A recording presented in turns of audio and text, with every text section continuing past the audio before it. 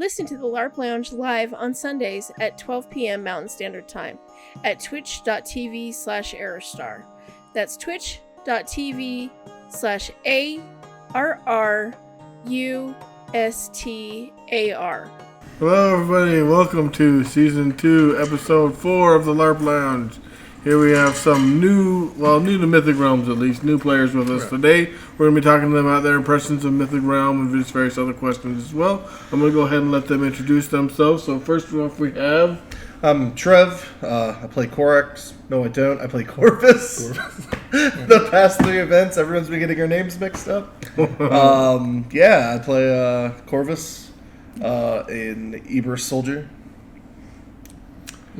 Phil, I'm the one who plays Corax. He is. And play dwarf with a shovel, smash things. Doing pretty good.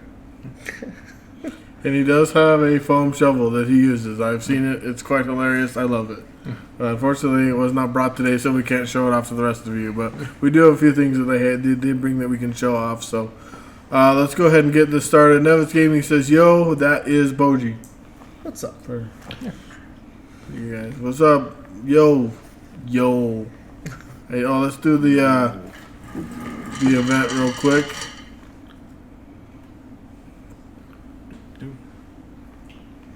Maybe. I like the new neighbor. We gotta fix these tappers. Let the neighbor be stand. If I play twice. And you sit There there you can fold. see it's actually the Mr. Rogers. I like that. Actually That's plays the great. theme song even. So, and that's when I would go, "Would you be mine? Could you be mine? Won't you be my neighbor? Hi neighbor." Thanks for joining, Trevor the Vampire. Nevis says it's for digging graves for falling foes. Or fallen foes. I can't talk today. That is true. So, alright, we're going to go ahead and jump into it. I got some questions for you guys, and feel free to just, anything you want to talk about us too, just go ahead and interject whenever. We got to start with the question that we always start with. What does LARP mean to you?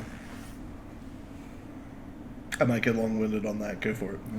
So it's a live action role play. I don't really have it's a good experience. It's fun memories and mostly smashing things with fun weapons. Yeah. Yeah, I'm just having fun. Yeah. Playing in the woods. Yeah. Yeah, we'll do that. You guys haven't been here for the summer season, have you? Oh no. Yeah, we'll be doing that. We'll be in the woods. Looking forward to that, yeah. Those are fun for sure, so cool. LARPing, I started when I was 14. We were from North Carolina, and the high school that I went to was really rural, so it was just a lot of drugs, a lot of bad things like that, and actually kind of used LARPing as sort of an anti-drug, like not to go super deep on it or anything, but it was just sort of how it happened. Yeah. Going from like football and everything like that to, getting yelled at by necromancers in the woods on the weekend was a really cool contrast that like helped me with public speaking, helped me like in public situations. Like LARPing has really helped me like grow basic social structures, honestly. Yeah. So like LARPing's a really I don't really push it on people. I'm actually very closeted about it and like my like day to day, but I think it's great for like youth that there's a place for everyone with it. It really is like a growing like organic community. That's pretty neat. Yeah. I do understand what you're talking about though with the rural community, because for a few years I did grow up in a little town in Nevada called Winnemucca. And I was related to about half of the town, and it was about the same thing. The only thing to do was like drugs or sex. So Yeah. I wish I had something like LARP to do there too, but I was a good LDS boy, so I didn't do any of that stuff anyway. But I was just kind of bored. But so I definitely understand that, and it would have been nice to have had something like that to have an outlet, a healthier outlet for sure. Yeah. For sure. So. My parents kind of they didn't struggle with it. They were very confused. Kind of. There's a lot of young ladies running around with us in the woods back there too. So that I kind of was like, well, Yeah. don't judge me too hard, sir. But it was Yeah. it was really funny, kind of going from like football and like school Monday through Friday to why has the kid got plate mail in the garage? But like, they were always supportive of it. They were if that's what you like and that's your interests, cool. That's good. So I was lucky with that. Yeah, that's good. Well, you kind of answered my next question a little bit with how long have you been LARPing, but how long have you been LARPing for? Oh, yeah, it was quite a while. Since I met a friend of mine in college who was just like, hey, want to come out to this thing I found? And I was like, yes. He's like, oh yeah, I'm an expert of it. I know everything about this. It's a LARP that you've got to come try. And I've been there many times. I know lots of things. I can tell you all the rules. And he told me all the rules, and they were all completely wrong because he'd been there about twice. And we made similar boffer weapons like this, and I was not aware of how he made them. And he's like, yeah, you just put pipes together. And so I just literally assembled pipes and then put one layer of foam around it. Oh wow! And so it's just a nice solid mass. And I made a bunch of them, and I was like, I'm ready to go. Let's go LARP. Brought them out there, and they're just like, no. But then I met some fun people. And, yeah. And they helped you out with that? Yeah, that's kind of funny. Let's see. Since we're answering that, how long have I been LARPing for? Since about 2003, I'd have to say. So it's been a while, and I started with Mythic Realm about when it got started here in Utah. So I didn't realize Mythic had been running that long. Yeah, it's been going for I've been very spotty for a very long time until like the last 2 or 3 years. I kind of did it off and on, but the last 3 years I've been really hardcore on it again. So, yeah, it's been going for a long time. There's like a whole other continent that we don't even like use. Yeah, it's just done with. I don't know what's happened. I have to find out what happened to it. Actually, I don't know what happened in game. I only NPC'd back then, but I've seen how it's changed and updated throughout the years. It's kind of crazy, but so what were the names of those? If you guys remember those other LARPs that you've done, or have there been even more in between there that you've done and tried out? The one that we actually met, because we've been doing adventures up and down the East Coast for like 14 years, which is disgusting to say out loud. It doesn't feel like that long. Was Avalon. It was a pretty... It got really large on the East Coast for a while there. We played in North Carolina. There were events in North Carolina, Virginia, South Carolina.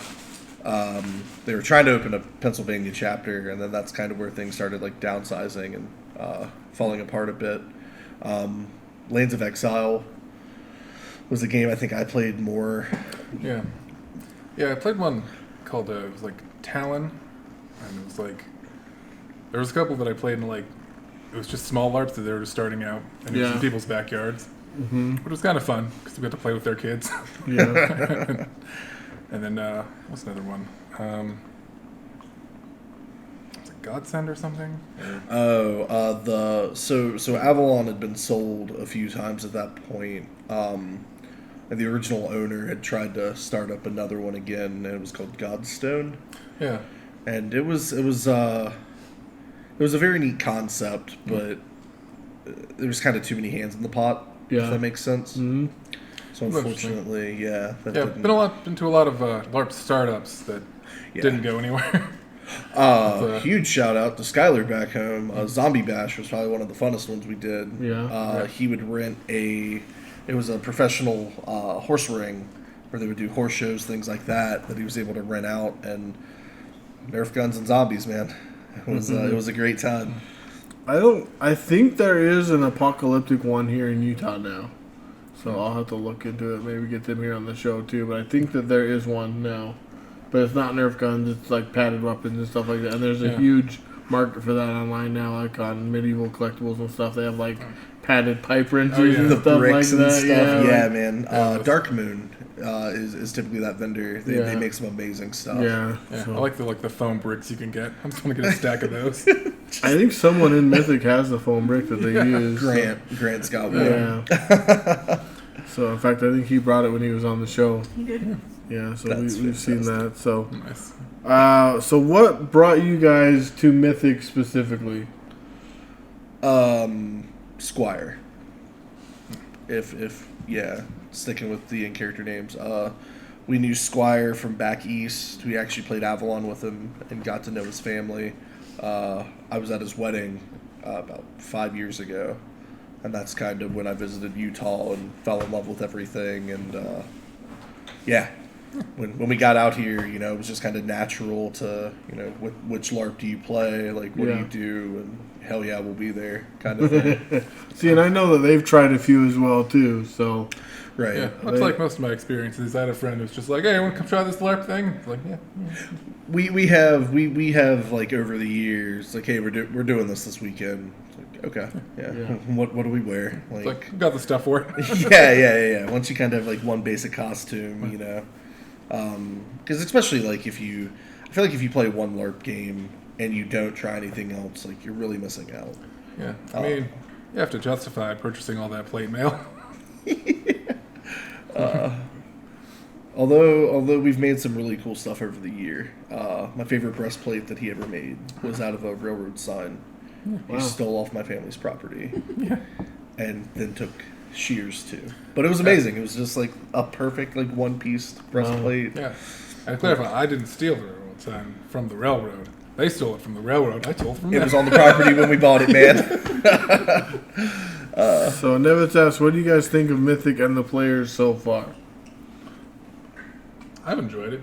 It's I like this new type of like environment for LARP that I've been in, where it's like it is more of like the the kind of PvE where it's like everyone's more working together against a common enemy. Where that's what I've really enjoyed about EO or Avalon. Our North Carolina chapter was called EO, but because I started playing that chapter when they opened it, and it was very much all of us, low-level NPC or low-level PCs, versus the monsters. And Over the years, that changed hard. oh yeah, but yeah, like coming here to Mythic, it's like been very fun. Just being like, let's go get it. Yeah. It's like Yeah. teamwork. The people have been super welcoming. Everyone's been really cool, really helpful. I love that the game. Nothing has shut the game down that I've seen. I think like our third event, NPC, like the NPC bin, there was like a hiccup. Like someone that was supposed to bring it couldn't make it. I think a kid was sick, and it just didn't slow anything down whatsoever. Like I love that we get to use the haunted house, and it's just like hold on, I've got a couple things here. Like we're gonna make this event run, and it runs smoothly and it runs well. Like you guys MacGyver a lot of stuff out here to really good results, I think. MacGyver. Yeah.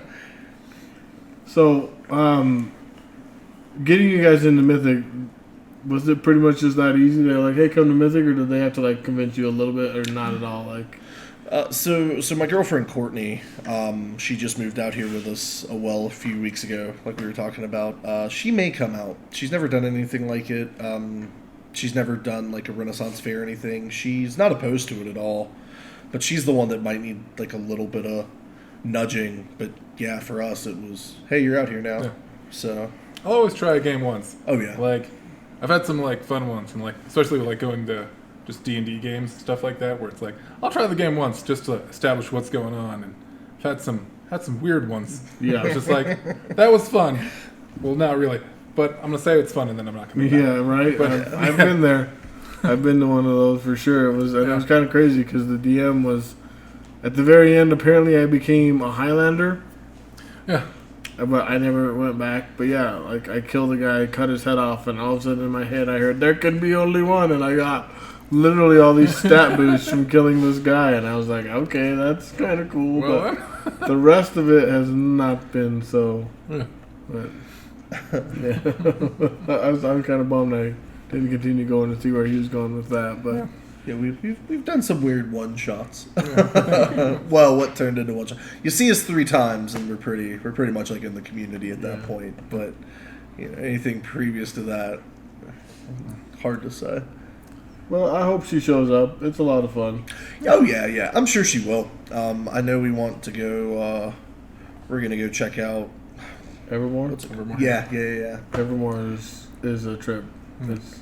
We went. When did we go, Nevitz? We went, and we both are now Knights of Evermore. We have like official titles, and That's awesome. we went. I went dressed up as Jovi, and a lot of times people would have thought I was on staff. They'd come ask me questions. I'm like, I don't know. I'm in the same boat as you. I'm just here to experience this. But it was a lot of. It was near Halloween. I remember that. It was the Halloween stuff. So they had all the Halloween decorations up, and it was way cool. Yeah, we went in October. That's all I remember. I don't remember when, but it was. But yeah, it's worth going, and I think it's worth going in costume because you get a way better reaction from just other park goers as well as from the staff. Right. I think so, but yeah, we're looking forward to it. Yeah. It's definitely it's it's fun. definitely on the calendar. so yeah, we went in October. That was about all we did. It took all night just to become knights. And then he's like, "What's our task? Oh, you have to solve this murder." I'm like, "Well, we've got 20 minutes to solve this murder before the park closes." So I doubt that's happening, but Butler. So it's the Always traditional Butler. way. You did it. Prove yourself not. so it Yeah. was a lot of fun. So okay, so what do you like about Mythic? It's a really. It took a lot to get used to just the speed of everything out here, but I really like the simple system. The way the levels work in the book are it's a little hard to like bite into when you first read it. Like how this isn't an at will. It's the bonus and like the battle and that was a little hard to get into, but once you get past that very little learning curve, like the system's incredibly simple to understand, and it flows into a lot of things. And staff, I've heard of like what some people have quested for and what some people have done, and staff is very hands-on in a good way, and like a storytelling aspect that like makes it all wrap together pretty well. Yeah, I have to agree. I like the like set stat blocks for like adventures rather than like the just kind of exponential of like from like the I got 2 defenses I can use for this battle and like rest back and use for that battle versus like the all right, I'm level 20, so I have 30 of these defenses, 5 of these defenses, and then 20 crits attacks. Yeah, which is what we've had like previously. Yeah, like levels almost don't exist until you hit classes, and even then there's only 3 levels. So it's completely it's a different system because it's hard to know like how strong you are because you could be the same skill points, but depending on how you spent your skills, you might be totally non-combat oriented whatsoever. Like that's what I like about it though too, is how flexible it is. Right. Well, and the utilities are interesting. Yeah. Like the 20%, is it 20%? 40%. Yeah. 40%. One of those. I really like how that's done. Like utilities like offer a whole lot of things when like interacting with the world, and it's neat to interact with, and like you actually want to learn like those and buff some of those up, and like it all 40%. Thank you, sir. 40. My only, honestly, the only thing that I look at, I'm like, I wish it wasn't like that, is I wish there wasn't the force restriction on sidesteps. Meaning, like, you can only ever use half your force abilities in a fight. Yeah. Just because of the cost and things like that, I feel like if you want to do pretty much like a sidestep heavy build, because they're once per day, they're not once a fight. Yeah, they are. Yep. Like that's really the only thing that I look at and kind of scratch my head. But that's also just because of other games that we've come from. Like I know defenses out here are like they're supposed to be that little kind of clunky. Like I can say being a rules marshal for other games, I like that. I like a solid lock on how many defenses players have because it allows me to establish how many NPCs I can send out and what offenses I can use against them. Yeah. Versus like, especially balancing for like when you have like groups with multiple like, kind of levels or in mythic point wise characters. It's like it's very nice to have like, okay, they're gonna use 3 things and all the characters regardless of scale, are going to have like those 3 things. Versus like, the guys who have 50 defenses and then the new guys who have 2. Yeah. Yeah. And again, I was saying like the gameplay itself, where it's more the group oriented. Like, we're all in this trying to get stuff. I very much enjoy that with Mythic. Yeah. We're not strangers to PvP back home. Yeah. Yeah, Mythic has kind of done that in the past, but it really just depends on individual characters and stories and stuff like that. But for the most part, we are PvE for sure. For sure, like you guys have said. So, and for those of you guys that don't know, PvE means like player versus everything. So, like you said, versus the monsters, versus the world. It's not really fighting each other. There's not a lot of inter-party fighting and stuff like that. I mean, that stuff can happen verbally for sure, but it very rarely comes to physical blows in games. So, yeah, I don't think I've seen that yet. no. I've definitely seen some yelling at each other, but that's pretty standard. Yeah, but the group right now is very cohesive unit. I think it's really interesting how, and it's just because of who's not there and who is there. Right. Like, Which that can make. Oh yeah, That can make so many differences. yeah, for sure. So, so you talked about it a little bit, but what are some things that you don't like about Mythic? That's a really short list, man, for me.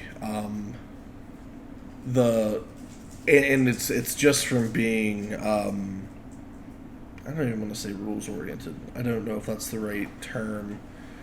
The only thing that I've looked at and really I haven't had an issue with, just sort of I wish it worked like this, is the sidestep. That is a super tiny list for me. I like the people. I've really enjoyed the plots that have been run, that I've been a part of or gotten to see. I'm really all pros. Yeah, I think the system itself is a bit of a learning curve just for new people. I think it works better like when you do have someone to kind of go through and explain it. But just like looking at it without any of those explanations is a bit daunting. But like getting past that and like once you start playing it and like start learning how these things work, it's a little better. But I mean, it's kind of the same thing with most LARPs. Yeah, you got to learn the rules, and there's always that curve for sure. So Right. I miss RPD, role-playing damage. That was a really big thing at Avalon that honestly I've never really seen anywhere else. We kind of did like a spin-off one-shot game that like we tried to get up and going, I don't know, 12 years ago. That like we of course used that, but it just adds a lot. There's something super satisfying about just like looking out at a field of just 30 downed PCs just crawling and screaming as like they're trying to get healed and stuff like that. That it adds like a completely different kind of I don't want to say realism, like that's not right. It just adds a different layer to it. Like role-playing damage was really neat for like duels and things like that. It really improved the quality of like I'm doing this to look cool, not to win with stats, I think. And like here when you go to 0 hit points and just kind of slump over, like I really miss that, like that desperate person in the corner just trying to get to a friend. Yeah, it is a bit like disconcerting when people just like kind of drop, because getting used to like the nuts and dying versus like, because usually when a person just drops, that means they've been assassinated from like a previous game. So it's like, oh, is there an assassin out there? What's going on? Yeah, they're taking out everybody. They're in the shadows. see, and one of the like common like joking rules among players is die loudly. Right. So you're supposed to like you can't keep it up, but like when you first go down, a lot of people say, yeah, die loudly. Let them know that you went down. And there are still scenarios where you'll see someone that's like, get those people, like right. But it adds another flavor, I think, to the game.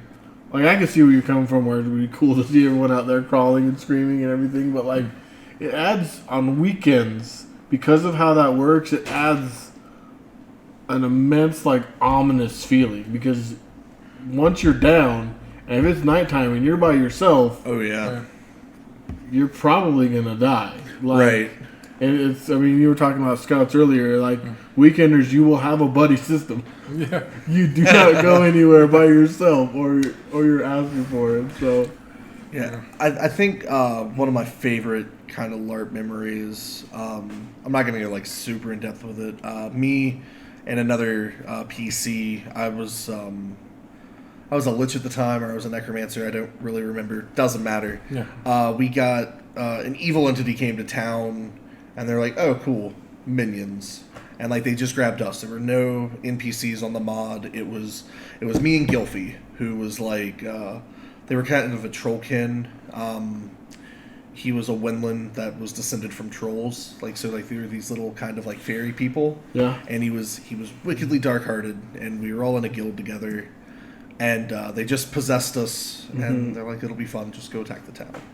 And there's this amazing picture of the two of us in the tavern with like 40 PCs down around us. Like they didn't give us stats, they didn't do anything. I was just a very high level necromancer, and he was a very good samurai. I don't know what you would call like Primozorak for other people. He did a lot of life damage. Like we had a life pool and an armor pool. Like it was a counterattack type. Yeah. And we just fought everyone, and they let us go for about 20 minutes, and then like we popped out of it, and it was just person on person. Like people were stacked on the ground, and like everyone was like crawling and trying to just like get help, and there was no one. And like I had to raise everybody. And like the second half of the town came back from a mod, and the tavern was just zombies. Like they're like, "Oh, sorry, can we heal her, please?" And it was just like it was a really neat like the role play aspect of it, and just like everybody screaming for help out the windows. Like no one would come in and help them. Like it was a really brutal like PvP was a whole lot different on the East Coast. Like it I'm not going to say staff encouraged it, but they did they did not shy away from it either. And yeah, that was the thing that helped save the writing team, where it's just like, well, if the players just fight each other, that takes up most of the day, so Yeah. you don't have to do mods. Yeah, that's true. But, that's sad but true. Yeah. But yeah, I like how with Mythic, it's like you do have that more severity. Because I remember like later years in Avalon, it's just like I could just walk around alone. I'd be like, you know what? I'm not gonna put on armor. I have one sword. I'm gonna go to the bathroom and be unafraid because I can outstat anything. Yeah. And it's like here, it's like even at like higher levels, be like with the speed of like this game, it's like I don't know if I could take things, you know. Well, and I think to kind of show the difference between the two, like our old game back home that we played for like 15 years, in the later years, they did kind of like a revamping to items, and where you used to, like, man, you were crazy if you had 20 life and like 40 armor. Like at the end, man, if you had under 50 life as like an even moderately leveled PC, like you were anywhere from 100 to 200 armor. Like you had to be a mathematician to like hang in fights. Yeah, it's like we got into like previously it was like 2 digits, and that was like that's super strong. Yeah, it's like 15 hit points. To where it was like we got to 3 digits, and it's like if you got 150 hit points, that seems about good. Yeah, a level 1, they could come in with like the full armor tree, which was like all 6 of like their level 1 skill points, and like in a suit of just starting plate mail. If they were head to toe plate mail, they had triple digit stats. Wow. Or they had triple digit health. And I mean, these could be people that, you know, we saw in a park last week that had some money that's never LARPed before. Like you just can't learn with that, you know. Like it promoted really kind of bad groundwork for like building up, because it's like, yeah, I don't know when I'm getting hit with 3s and 5s and 7s. Like I have 115 hit points. I don't know what that math was. Yeah. And I really like that with Mythic, that, you know, okay, I'm in a full suit of armor, like that looks good, that meets everything. You get plus 10. Mm-hmm. Like that's great. That's amazing. You know, you hit a banner, someone for like some armor smithing, maybe get a plus 2 or a plus 3. Like that's awesome. I love that you start with 6 hit points, and that things are so, like, combat really matters here. I think, and seeing some of like the higher people, you know, oh, they didn't see that monster spawn behind them, or like come out of a corner. You know, when you're taking 5s or whatever the damage threshold is. Like, you have 30 hit points. There's not a whole lot to be done there, you know? So I love that aspect of Mythic a lot. Like, you've got to be smart, and combat feels way more detrimental than previous games that we've done. Yeah, brings back like the old hesitant moments where it's like, no, I'm gonna wait for a crowd to go fight that thing. Yeah. Yep. Versus the like, just like, oh yeah, bah, bah, bah. Or the oh no moment of when you turn around and when you're in the halls of Castle and the group that you thought you were with, you're suddenly just by yourself. Yeah. Okay, that's It's like time for stealth. yeah. Yep, that stuff happens occasionally too, and it's scary when it happens. You're like, Guys, Yep. guys. Yeah. Last year was really bad. Like, we would just break up into small groups, and it was real bad. This year, so far, they've been sticking together, but we'll see how long that lasts. So far, pretty good. So far, and like the last one we did was pretty interesting. Cannot think of. We're in Caval. I do know the name of the city. I'm learning things. And like the town or the city rotates. Yep. And we either knew that what we were looking for was to the left or to the right. We had to find 3 of them, and we had 2 hours. And so we just split it down the middle, and like the NPCs were a little short that event, unfortunately. But if they'd had the number that they'd had the week before, like that would have been an incredibly difficult mod. Yeah. Like, If it says teamwork is required to take down most stuff, I like it. Yeah. yeah, True. I agree with that. Super hard. What was that? It was what do they call it? It was like the overnighter when we went and fought the goblins. Here? Yeah. Yeah. It was like the first month we were here. I think it was like the last event in November. I can't remember what it's called. Like that was getting to fight like the one like big baddie proper, and staff are yelling stats and defenses for him as he's just like fighting, and like I really like the town coming together to fight like the baddies than some of the other stuff that we've been a part of. Well, and they do a real good job of making sure that the town is integrated with the world too. Right. Like there was just recently last year the summer event. You probably heard about it, but was it Telsagor? We had to work with like kingdoms and countries to take this guy down because there was no way we were doing it by ourselves. Like, Right.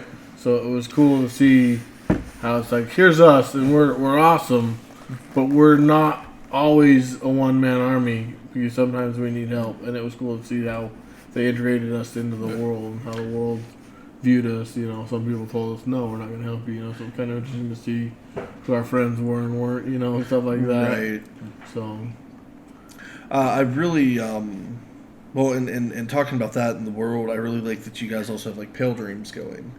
I like that y'all have the kind of the occasional weekender.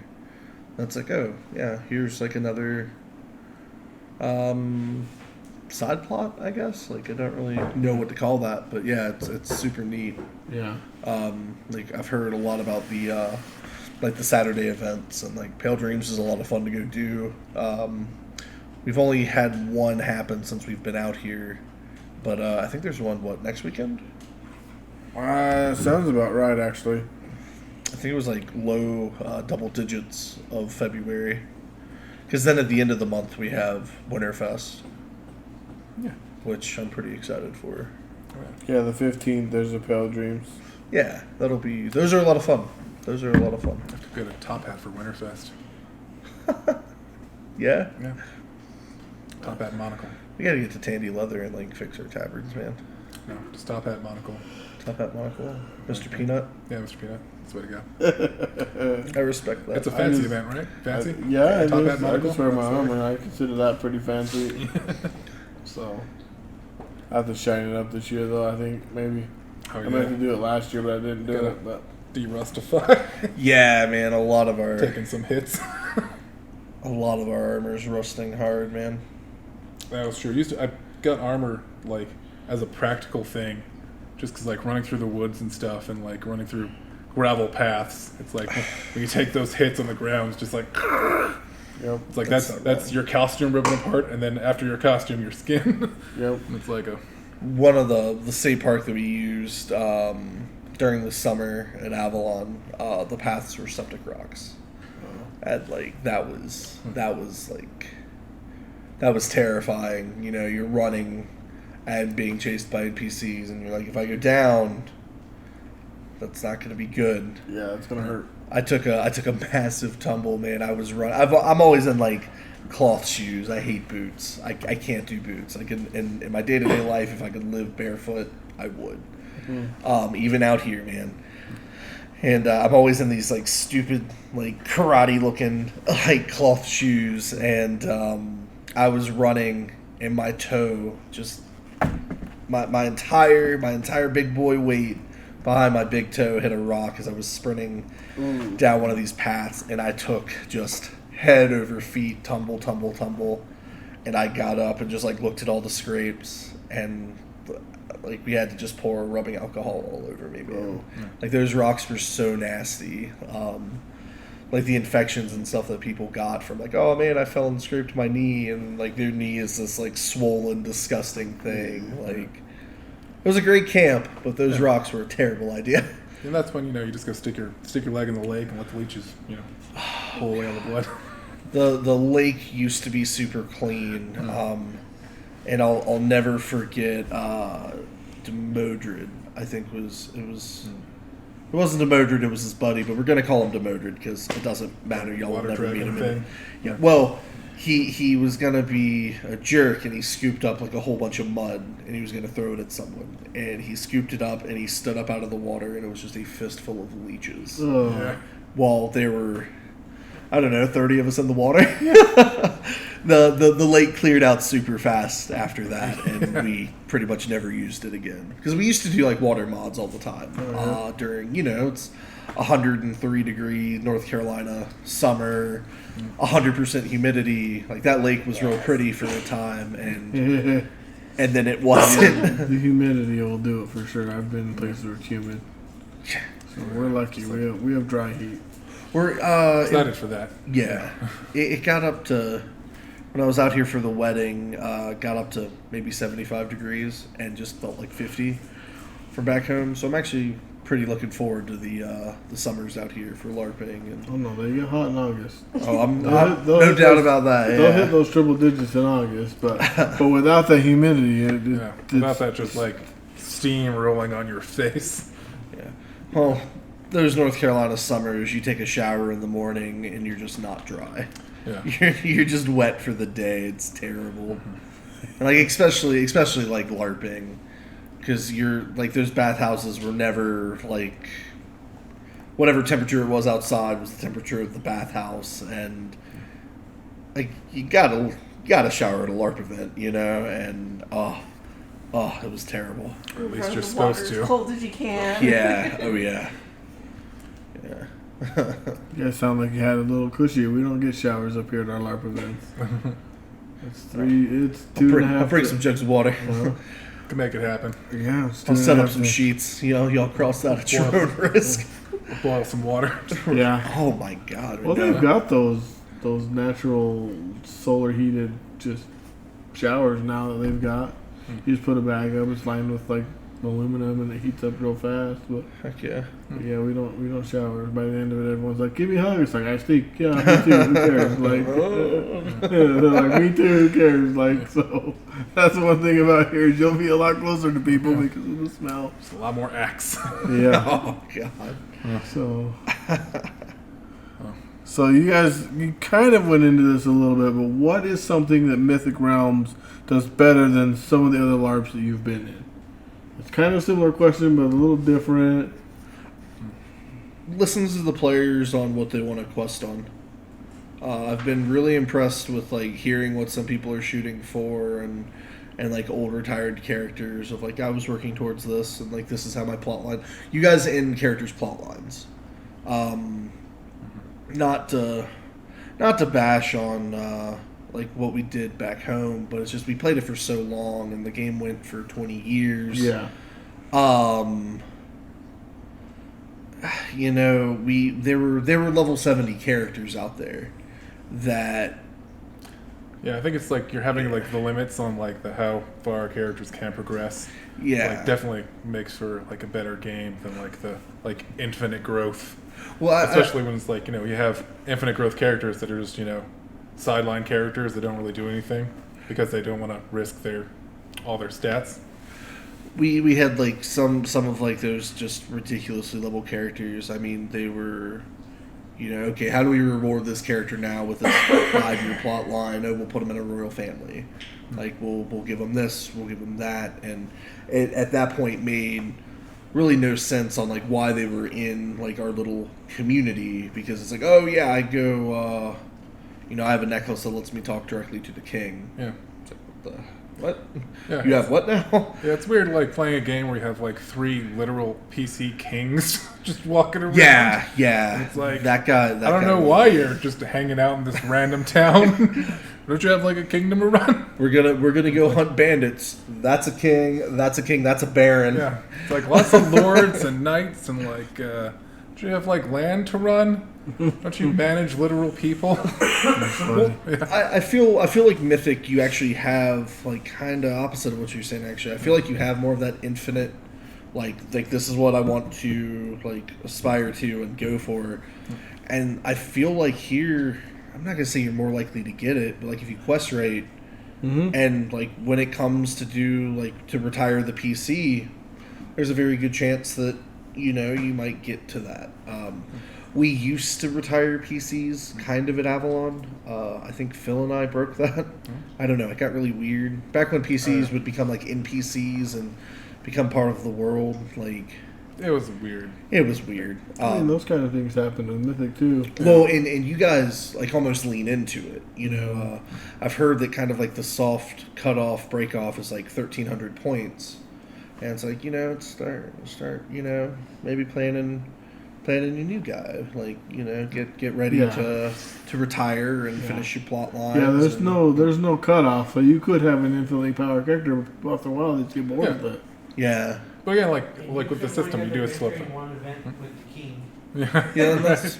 Yeah, but I mean, like with the system-wise, you still have like the hard limits. Like you don't have like these characters who are just like, I'm the old king, but I have, you know, 200 defenses and like, you know. Like the infinite stats is what I meant more than like the... Yeah. Oh, yeah, for sure, yeah. Evan says, I would love showers at weekenders. Boji gets gnarly, and he says, I'm nearing retirement with Boji. Yeah. So. Yeah, and that's... I think that's... Like, some of my funnest... most fun, I guess is the actual word. Events have been like the newer, like lower characters, you know? It's a lot of fun to go back into like the world that you're familiar with as like a new person and you know pursue different things and yeah, I do to kind of wrap back around to the question. I think the staff listening to PCs on like this is what I want to pursue and actually put my time and effort into. Is far better out here, and that's really cool. Yeah, does not help us much. We're just kind of like we're here to have fun. Yeah, we have no personal goals. Sometimes it takes a while to figure out what you want to do. Like it took me a sure. long time with Jovi, but then I was like, I'm gonna go after the Shield of Spring. Yeah, right. You know, so like, and that was something that I kind of forgot about for a while, but then I remembered and I wanted to do it. So, I think again, like I do like that it's like still like you know the events are still like the group. Like, you know, you can go towards your personal plot, but the events are still like, you know, a group participation thing where it's like everyone can have a hand in it. Rather like than very specific mods for one character that are like, why are we here? You know? Well, also with that, were you at the you weren't at the medley. That was the first one you missed. Like I really like that Mythic. Jeez. Mythic. I like that Mythic has the occasional plot melody events that it's you're with your group like the Dark Star we went on a really great mod and you know people that were pursuing lore kind of like story based things like they all got their mod, they all got their like time with staff and like it was really cool and it was run like very well. There were like multiple things being run at once, and like the medley events are a blast. And like it's really kind of cool to see what everyone's working on and trying to learn. And Well, and there still are like Wednesday events where the whole, or even Saturday events where the whole event is revolved around one character, but you're still adventuring, you're still getting coins, so a lot of people are okay with going along with it anyway. So like, right. Or it's a world-arcing plot that one character's like. Last year on a Saturday, we were working with Tibregas, and this is a personal plot he'd been pursuing, but we were going after the Moreg, and we had done another event where we had gotten the crown, and then we did another event where we powered up the crown, and then this was the final event where now that we have the crown powered up and researched, we were going to kill the king and the Moreg, and that was all personal plot for him. Yeah, but people were still involved in it because it still affects the world. It's still. Some of them were just there for the coin, though. They don't care. They're like, I'm here for the money. Well, that's what I mean. It's like it's fun that like that you have like they can't have like these personal things, but like everyone can participate in it rather than having like the thing where it's like 5 people are going in a mod and then you have the other 30 players just sitting around in town. Yeah. Well, and a lot of things back home, which there are definitely like some secret mods that go on in Mythic, which is fine. But a lot of things, back home would be like, hey. We're taking these 10 people on a mod. Oh, cool, we'll come help. You can't know anything about it. Like it was, and knowledge and like so many things were so like lock and key. They kept so many things from everyone else that it got tiresome. I guess would be like a good way to describe it. I would say at least so far it's been very open and friendly. Yeah. Like, if you need to know that thing, I'll tell you about that thing, and then 20 more things. Yep. It's like, okay, awesome. It almost, sometimes I don't ask, because I know that it's going to be 45 minutes of, just this, well, we did this thing, and then this was that person, and then this was his group, and he was born this year, and it's like, Sit a while. Let me tell you the tale. Yeah, which is great, which is great, don't get me wrong. Like the medley that I went on, I was just kind of chilling in the sort of common room, and the group split, and it was a Rune Weavers mod, I think, and then it was a history mod where we went and like activated these like magnifying glasses, and like we got to watch history play out. Huh. And they're like, hey, you, like, come on, okay, I got no qualms against it, and. Yeah, it was just really neat, just kind of getting to be on a mod and watching. I'm still not entirely sure what I saw, but it was neat. It was very cool, very welcoming. Yeah. I think we have a module medley coming up next week. Nice. I'm excited for that. I am too, because they're doing some of my plot on it. So Nice, hell yeah. So for me and Boji, they're doing some of our plot. So if you want to come, you're more than welcome to come. Yeah, heck yeah, dude. So I'll have to talk to you about that in game. But yeah, they were talking to us about it at the open house, and they're like, "Are you gonna be there?" I'm like, "I don't know." They're like, "Well, we were gonna do some of your plot." I'm like, "Well, in that case, ironically, I'll be there now." like, that would be totally uncool if we did it while you weren't there. I'm like, yeah, that would. So they're very open about it and everything, and I agree. They're really good. Like, even if you're pursuing your plot in a way that they didn't intend, they're good at, I guess, steering it without like overhanding it. Like, For sure. Like, because for the longest time, all I was doing was researching in libraries because I had nowhere else. I didn't know where to start to look for this thing. So I'm like, so eventually a character came in and was like, "Here, I know all this info about it. Let's start looking over here instead of over here." Okay, cool. Let's do that. Boom! It took off. That's awesome. But they still let me spend my time. I spent like 3 or 4 months doing bookwork. Well, and that I think is another really good example, like to kind of praise like the people running these. Mm-hmm. They're incredibly adaptive. Yeah. With everything, and that's kind of what like I meant earlier by like the MacGyvering. Yeah. Like whether like the mod doesn't have like the physical props to go or whatever, man, like nothing slows them down. Like they adapt and overcome and like get it done, and it's as a player, like it's really a refreshing thing to see. I'm having fun. Yeah, for sure. Well, that's the most important part. Is having fun, and you guys seem to be having fun. Oh yeah, oh yeah. You guys have that little board game that you play too. Oh, yeah. You want to pull that out and just show everybody? Got that. Did you guys make this up, or how did this come about? Go for it, Phil. This board game is the Royal Game of which I saw one YouTube video on, and I was like, I'm gonna make that. It's apparently a game they played in like ancient Egypt. Oh yeah, okay. And like, there's all these symbols are supposed to mean something and be like a betting structure, and they're like, we're gonna guess at it, and like they have like half a tablet that explains how the rules work, and it's just like it's a weird kind of racing game where you try to get off the end, and like there's a whole betting aspect to it, but it's kind of neat. I was just like, I'm gonna carve that out of wood. Yeah. Yeah, I've seen them play it during like fireside events. You guys play it, and it was.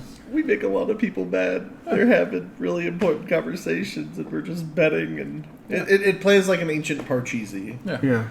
It's great.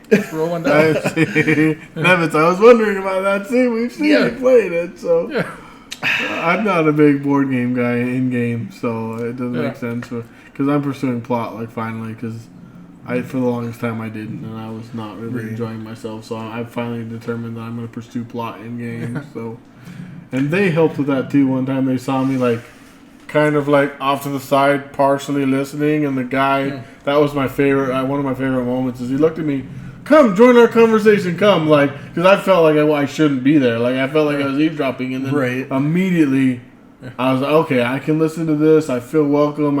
So I sat down and listened, and I got all into the plot, and I felt a whole lot better about it. But it was just kind of cool that they even do stuff like that. You know, they're very perceptive, like you said. I like that. Right. Yeah. They're like, it was funny. Like that was when we were first playing the game. And they're just like, yeah, we need everyone to vote. And it's like we need everyone's opinion. And I'm like, I don't really have an opinion. I don't know.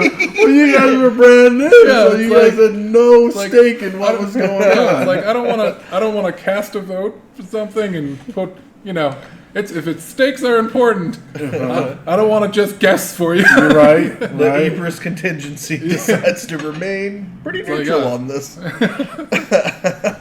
Yeah, those are always really good when it's like, this is this thing that we've been working on for ages. You know, we're doing the tally. Well, we have been here 15 minutes, and we don't know what thing you're talking about.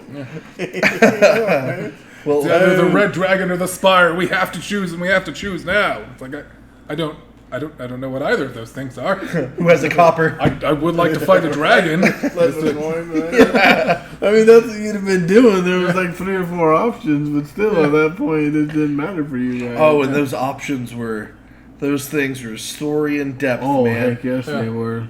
All right, are we gonna bring back this wand of this thing where we fought a lich and? I'm like, oh my lord, I guess. Do I get to fight a lich? Well, people were very like behind their.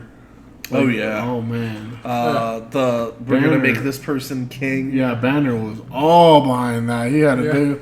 Jack Trace, what's up? How you doing? Yeah. That's actually what I voted for, just because I really liked the speech. Banner gave, like that guy. I abstained courteously. I'm also determined that I'm going to help him become a dragon in any degree that I can, because I want to ride him into one battle. He doesn't know if that's cool. He's got to check with his dragon buddies. He doesn't know the etiquette. The etiquette.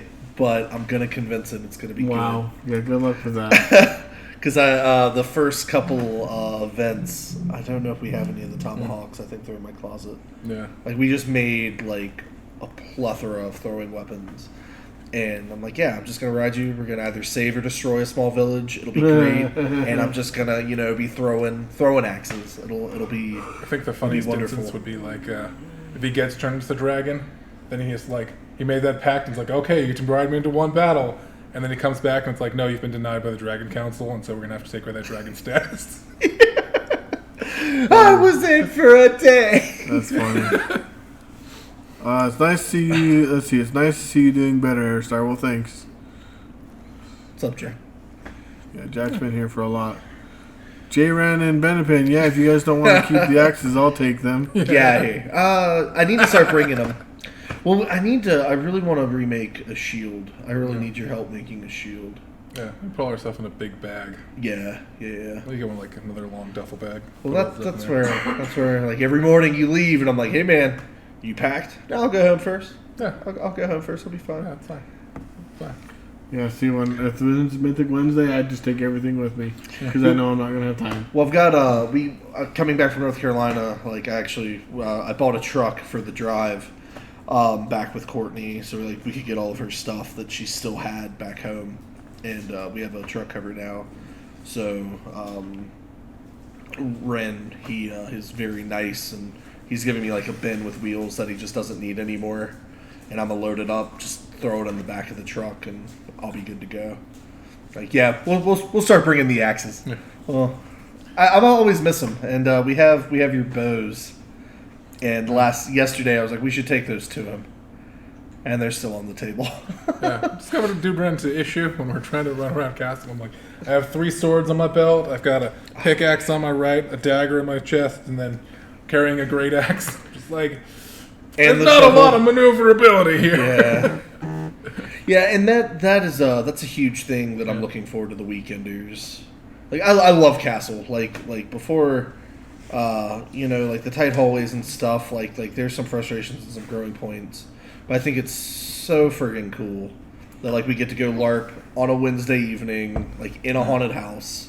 Like it's just such a different experience from like what we're used to. And it's nice because it keeps us out of the cold. Yeah, oh yeah, for so sure. as much as anybody might complain about it, they're all very grateful at the very end of the day because it's keeping you warm. Right. Like I was very excited that you guys use like proper bows, things like that out here. I'm very much looking forward to that once summer comes. Yeah. I'm a little bummed that I didn't get to, really use them in Castle, but at the same time, man. There's opportunities, but there's definitely a lot of opportunities where you don't get to for sure, so. Yeah, like, I'd much rather just have a good time at Castle and, like, getting to step back and be like, dude, I get to hang out in a haunted house for 4 hours, like, once a week is pretty dope, like. And it's nice to have, like, because the castle is just, like, so big, like, for just mod-wise, for compared to, like, we used to have like mods in like a small, like, house-sized room, and then try to cram 30 people into there, and it wouldn't work at all. Well, we kind of like in Raleigh for the summer. It was a camp where all the buildings held 4 beds, 6 beds. Wow. 4, and then. And then in the winter we used a heated camp that it was bunk beds in it. Well, it used to be bunk beds, and then they cut those down. Yeah. That it was probably like 30 people a longhouse. So, it would be... The cabin was probably about the size of here. And, that's what we would... we had one for staff and NPCs, and we would, like, clear all that stuff out and turn it into a mod room. And so, like, that was always, like, our mod site size was, that. Wow. So getting to, all right, we're going to go out and we're going to do these and, like, we complete the objective or fail or whatever at Castle, and then, going back to the room, and then, like, just them deciding, like, which ways we can go through the mazes. Like, there's so many possibilities and so many things that you can do. Like, it's really neat. Like, I hope people realize, like, how cool that is. Oh, yeah. We get to use that. It's still cool. It's still a nice partnership for us to have. It's very nice for sure. So, cool. Did you guys have anything else you wanted to interject in here? Or? LARPing's fun. You should come give it a try. Yeah, for sure. So did you think about what classes you're looking and going into, or? I'm so we're with. Well, I don't know about you. You flippity flop. I'm with the Order of the Dark Star. So I'm pursuing Dark Knight pretty hard. Black Knight. Yeah. Black Knight. I also just absolutely adore that this game has tenets. Yeah. Like, I think the Path of the Earthwalker, Nightwalker, Lightwalker. Lightwalker. Yeah, it's so great. Actually, I'm thinking about going Black Knight Berserker. Like they blend in, like, not the worst ways. Like, I could trade a parry to get evade. Like, I'm real that second class I know is very far down the line, but we need more berserkers. Yep. I've got Nevis- rage because of barbarian. I wouldn't mind doubling that stance time. Yeah, Nevis always wants more berserkers. They're neat. My only hesitation with that is like watching him trying to fight with a great axe, like in Castle. Like he's typically over my shoulder, like an arm cannon. Yeah. Turtle tactic is very effective. Just throw it over a shield. Yeah, it works. It really does. If we were outside more, absolutely. Like Berserker, I love that class. I love like the lore behind that kind of stuff. Like, Well, I mean, if you think about it, we are outside more often than we are inside. So, are we? yeah. Because we're inside December, January, February, maybe some of November, but other than that, we're outside. Like, they try to get us outside as soon like March, we're going to be outside almost guaranteed. So, Oh, nice. but yeah, he agreed. It's hard to castle. You've seen his big old hammer. Yeah, man. So he I has a love hard that time hammer. in castle, but yeah. So That's it's, interesting. but we are outside way more than we are inside. Like 4 months out of a 12-month year. I just assume we're always inside and there's always No. snow outside. Every day. I mean, you guys haven't seen him yet, but like firesides take place in different places, but a lot of them do take place in castle. But those are non-combat anyway, so Yeah. Right. so those ones don't matter as much. But they have taken place in other places too, which are nice. So people's houses and stuff, and so it's kind of a little bit more spread out, and it's kind of nice. And they've got a nice indoor-outdoor thing going on there for sure. So. Nice. It's true. Nothing says you have to wield a two-handed weapon as a berserker. You should do your dual wield as a berserker. Oh, yeah. That was something I definitely consider for the second class, which I haven't thought up yet. But I know, like, first class, probably going expert adventurer.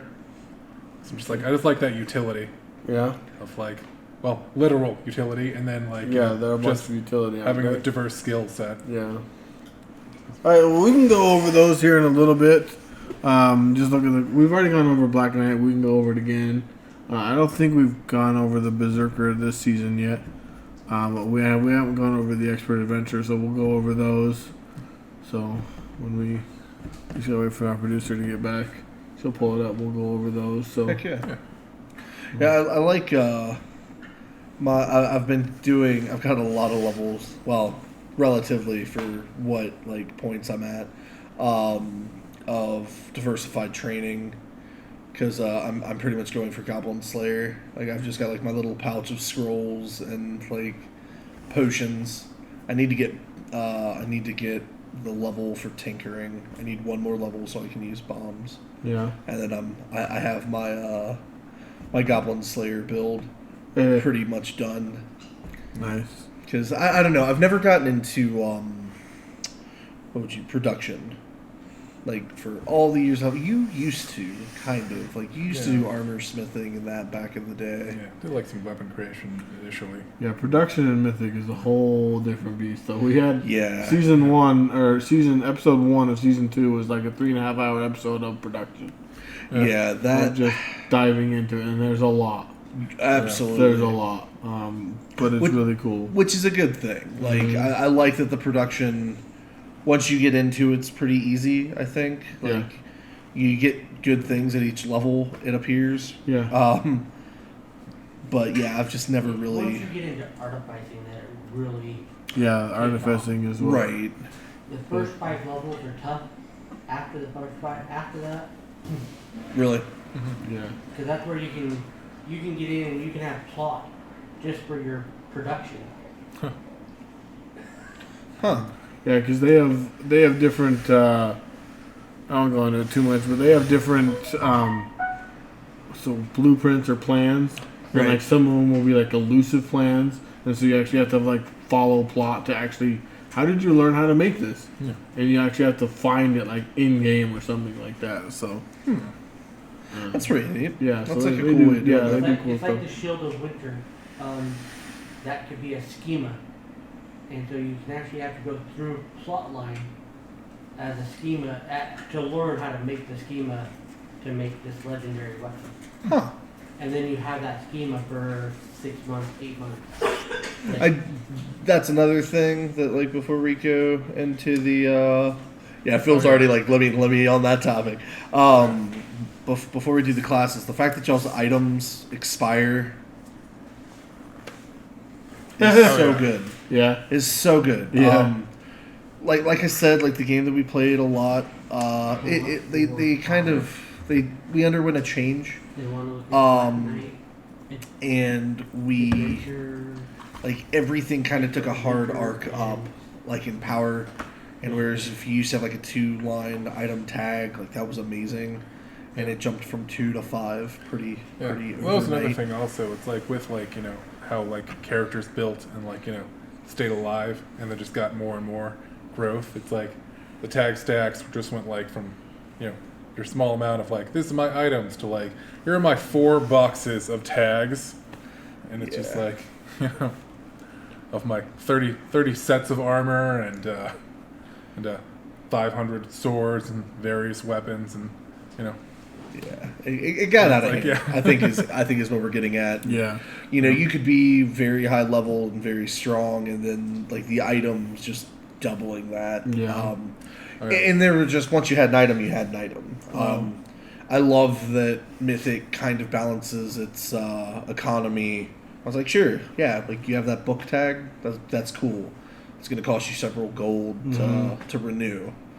Like the legacy costs on things, I think, is genius, and like I heard that out here, and yeah, I can't do backflips for that enough. Like, and I know that seems so silly, and like that's such like a weird like thing to get excited over, but it's a good thing. It's a very nice quality of health. Very much can understand that because Yeah.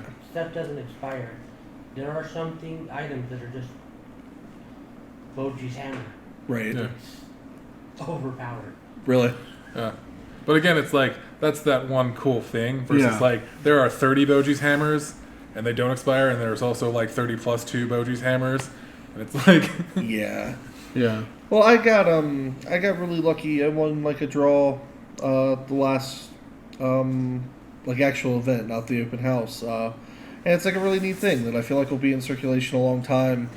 And it's like a ring of the novice adventurer, and like it helps people that like, you know, are lower like us, that like we have a boon of the apprentice or the boon of the apprentice. Like that is such a good idea. Like that's such a cool thing. I love boons until I couldn't use them. I mean, I still love them, but I literally used them up until the day I could not use them. Yeah, for sure. Because they were so good.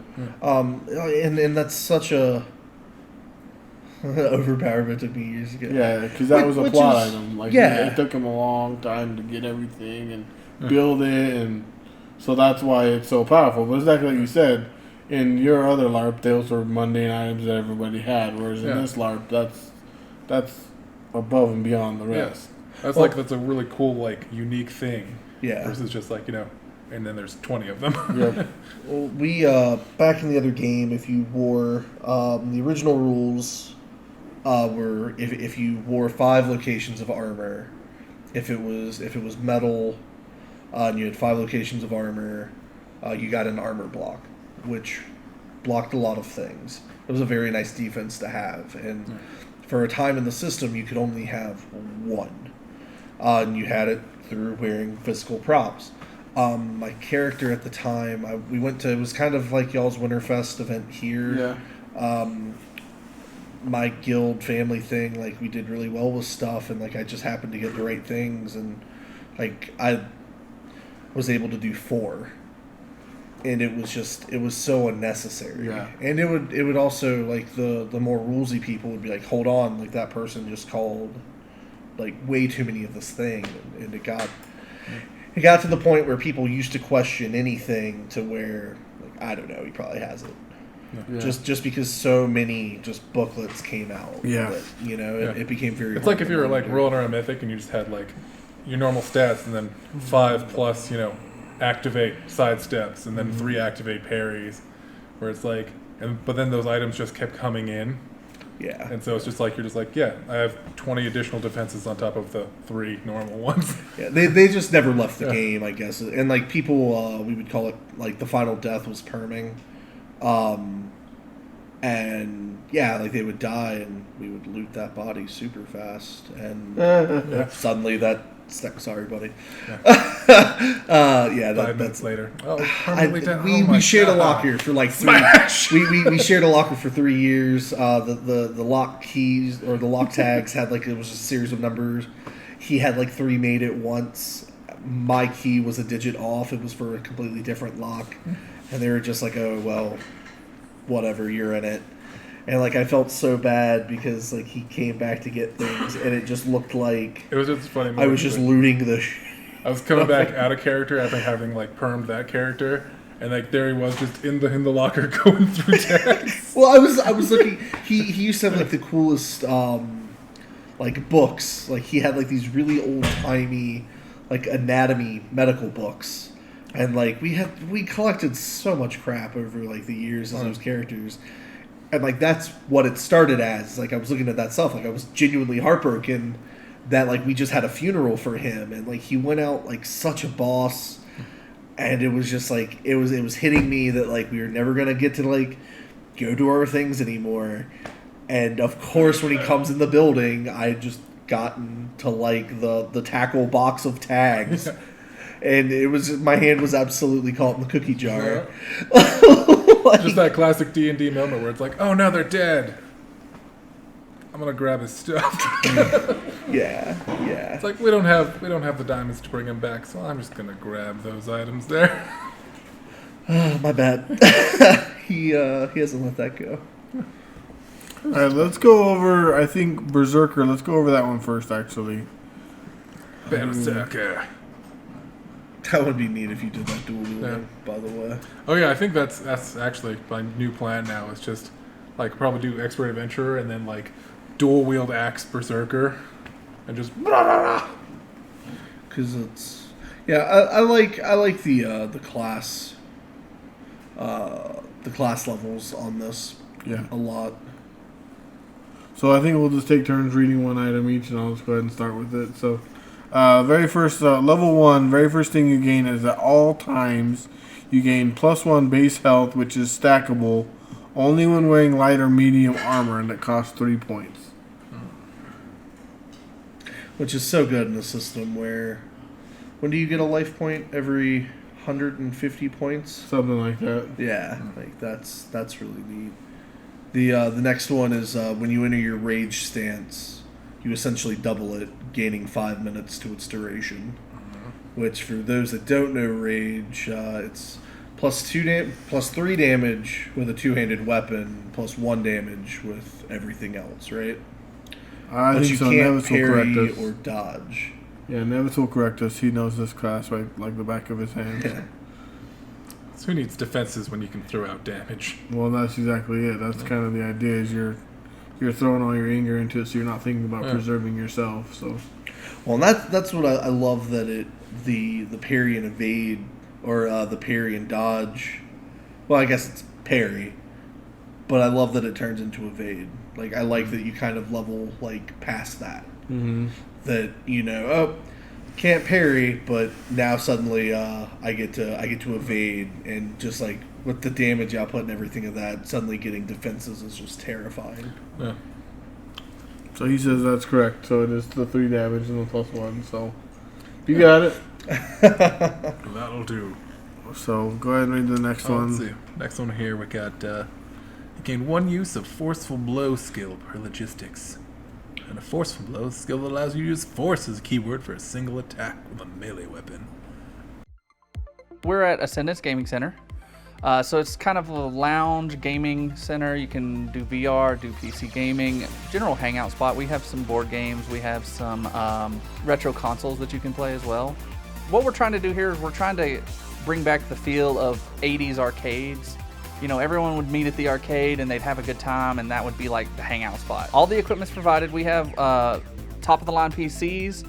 You can log into your own services via Steam or Origin. You play any of those, download your own games and play them on our computers, and you're good to go. And we have a selection of VR games, about 600 or something games available. Every Monday we have a Smash tournament, a Super Smash Bros. Melee, and then once a month they do a monthly tournament. We're also hosting a CSGO tournament now, and we're doing a Hearthstone tournament and a Beat Saber tournament.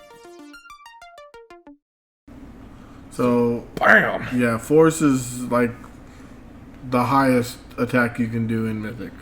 I don't want to go too much into it because we did a whole episode on rules and everything, so we won't go into it too much. But there's a tree here for the combat skill access. We gain the ability to replace the parry skill with the evade combat skill, and it costs so many for switching out. And there's a table on that all on the website at Mythic Realms. So, but for example, to switch out one parry with evade costs 4 points. So there's just a table there that tells you about all that. So now we're on to level 2. Level 2. So with level 2, you get that supernatural strength. The ability grants the benefits of 2 levels of strength, but you only get 1 additional feat of strength. So normally when you level up your strength utility, you get to use feat of strength for multiple things, shield cripples, Yeah. death blow, Mm-hmm. and then with this you get 2 levels of that for breaking locks. I guess would be the best use of that, really. Yeah. Go to sleep. Yeah. Go to sleep. Then, let's see. Hulk smash. Oh, another. No, it says Hulk smash. Yes. Hulk smash. Oh, another +1 base health while wearing light or medium armor. So a total of +2. Which is nice, but won't work for me because I'm definitely going to roll heavy. But I can invest in other things. Well, Yeah. so chain is medium here. I'm going plate. You going plate? Nice. I'm going to roll heavy. That's right. Don't need stat boosts when you got plate. I think you're right. I think chain is medium, but scale is heavy. Because I know mine's heavy. Yeah. I think you're right. I think you're right. So, Death blows are more useful. I don't know, man. Those shield cripples. I have gotten torn up through some shield cripples. but how many people have shields of NPCs as opposed to Yeah. how many will take a death blow? That's legit. That's what very I'm true. PvP, shield cripple is where it's at for sure, but against Yeah. the monsters, very rarely do they actually have shields. I feel like it'd be super useful when that betrayal hits. Just, Well, that's exactly it. When Nevitz gets hit with it, when he gets hit with betrayal, guess who's usually standing next to him? Me. So what does he do? Shield cripple. Yep. Or Divas. Yep. But that's why I funny. have my favorite magic item that's bonded to me, my turtle stance my turtle stance ring. It reduces all shield cripples, including force, 2 days. Wow. That's not bad. I've got Squire gave me, it's like a necklace of turtle power. And it's just like a necklace with a bunch of charges on it to do things, and it has like some hunker downs on it. Yeah. I just love that I have to yell activate turtle power before like the actual activate. My activation is slow and steady wins the fight. That's great. Yeah. That's super funny. I love fighting enemies that have shields. I get to use my shield cripples. Yeah, see, yes. but it's very rare that we do. Uh, There are shields. They just don't use them. yeah, fair. Yeah. Yeah, who needs it? just go die. That's the way to do it. Weekenders. Yeah. Weekenders is about the only time you're gonna see shields. That's fair. Yeah, so just because a lot of enemies we fight are all claws, Yeah. so It'd be great to see a giant rat charge us with a shield, though. yeah, that would be awesome. Ratman. Damn you, rat Nope, king. just regular rat. Just the shield. There was a weekender that a rat was mutated by a magical ore. Yeah. And it became Ratman. Ratman. That's awesome. He's one with the night. I've heard about Ratman. that one. Still an orphan, though. So, Rat parents were shot. so real quick question, Nevitz, on those all times game +1 health, you can only buy that once, right? You can't just keep buying it over and over and over. Yeah, that's a one time. That's what I It's thought. just like Aegis has the same thing. Yep. Um, Aegis was the second one. Like I'm really Aegis stuck between the two. Aegis is awesome now. Aegis, Yeah. an Aegis Berserker is just wrong if you wear medium armor. Fair. Well, more like the Aegis Black Knight sits pretty It does too. nice together. But Aegis Berserker +4 health, I thought Aegis was strictly heavy armor. shield or helmet. Oh. Okay. as long as you've got one of those on, you get all the stuff. Heck yeah. But they got that new shield wall ability. Shield wall's pretty neat. They got used the one weekender. Oh my god. Those kind of that was one thing to I know some of the things that we've said have been kind of like on the fence. That was something that Avalon did incredibly well. There was a shield martial art, pretty much. Oh yeah. That you could. Well, a lot of the martial arts had it actually. Yeah, they had a formation abilities. Yeah. Where it's like you could like have an ability that granted you like defenses, like if you within a certain range of other people. It's like They implemented a charisma stat to decide on group size. No. And it was very neat because you'd grab like your 4 friends and you'd get like a formation parry and a formation dodge and like things like that. And yeah, it's like typically some armor. You could on top apply of more defenses the more people you had in the group. It's like it's very neat because you do a proper formation and then just they all have defenses, which is wonderful if like you just like one guy and be like, hey, all you new players come around me. Yeah. That would be something cool to see add to the Warden, I think.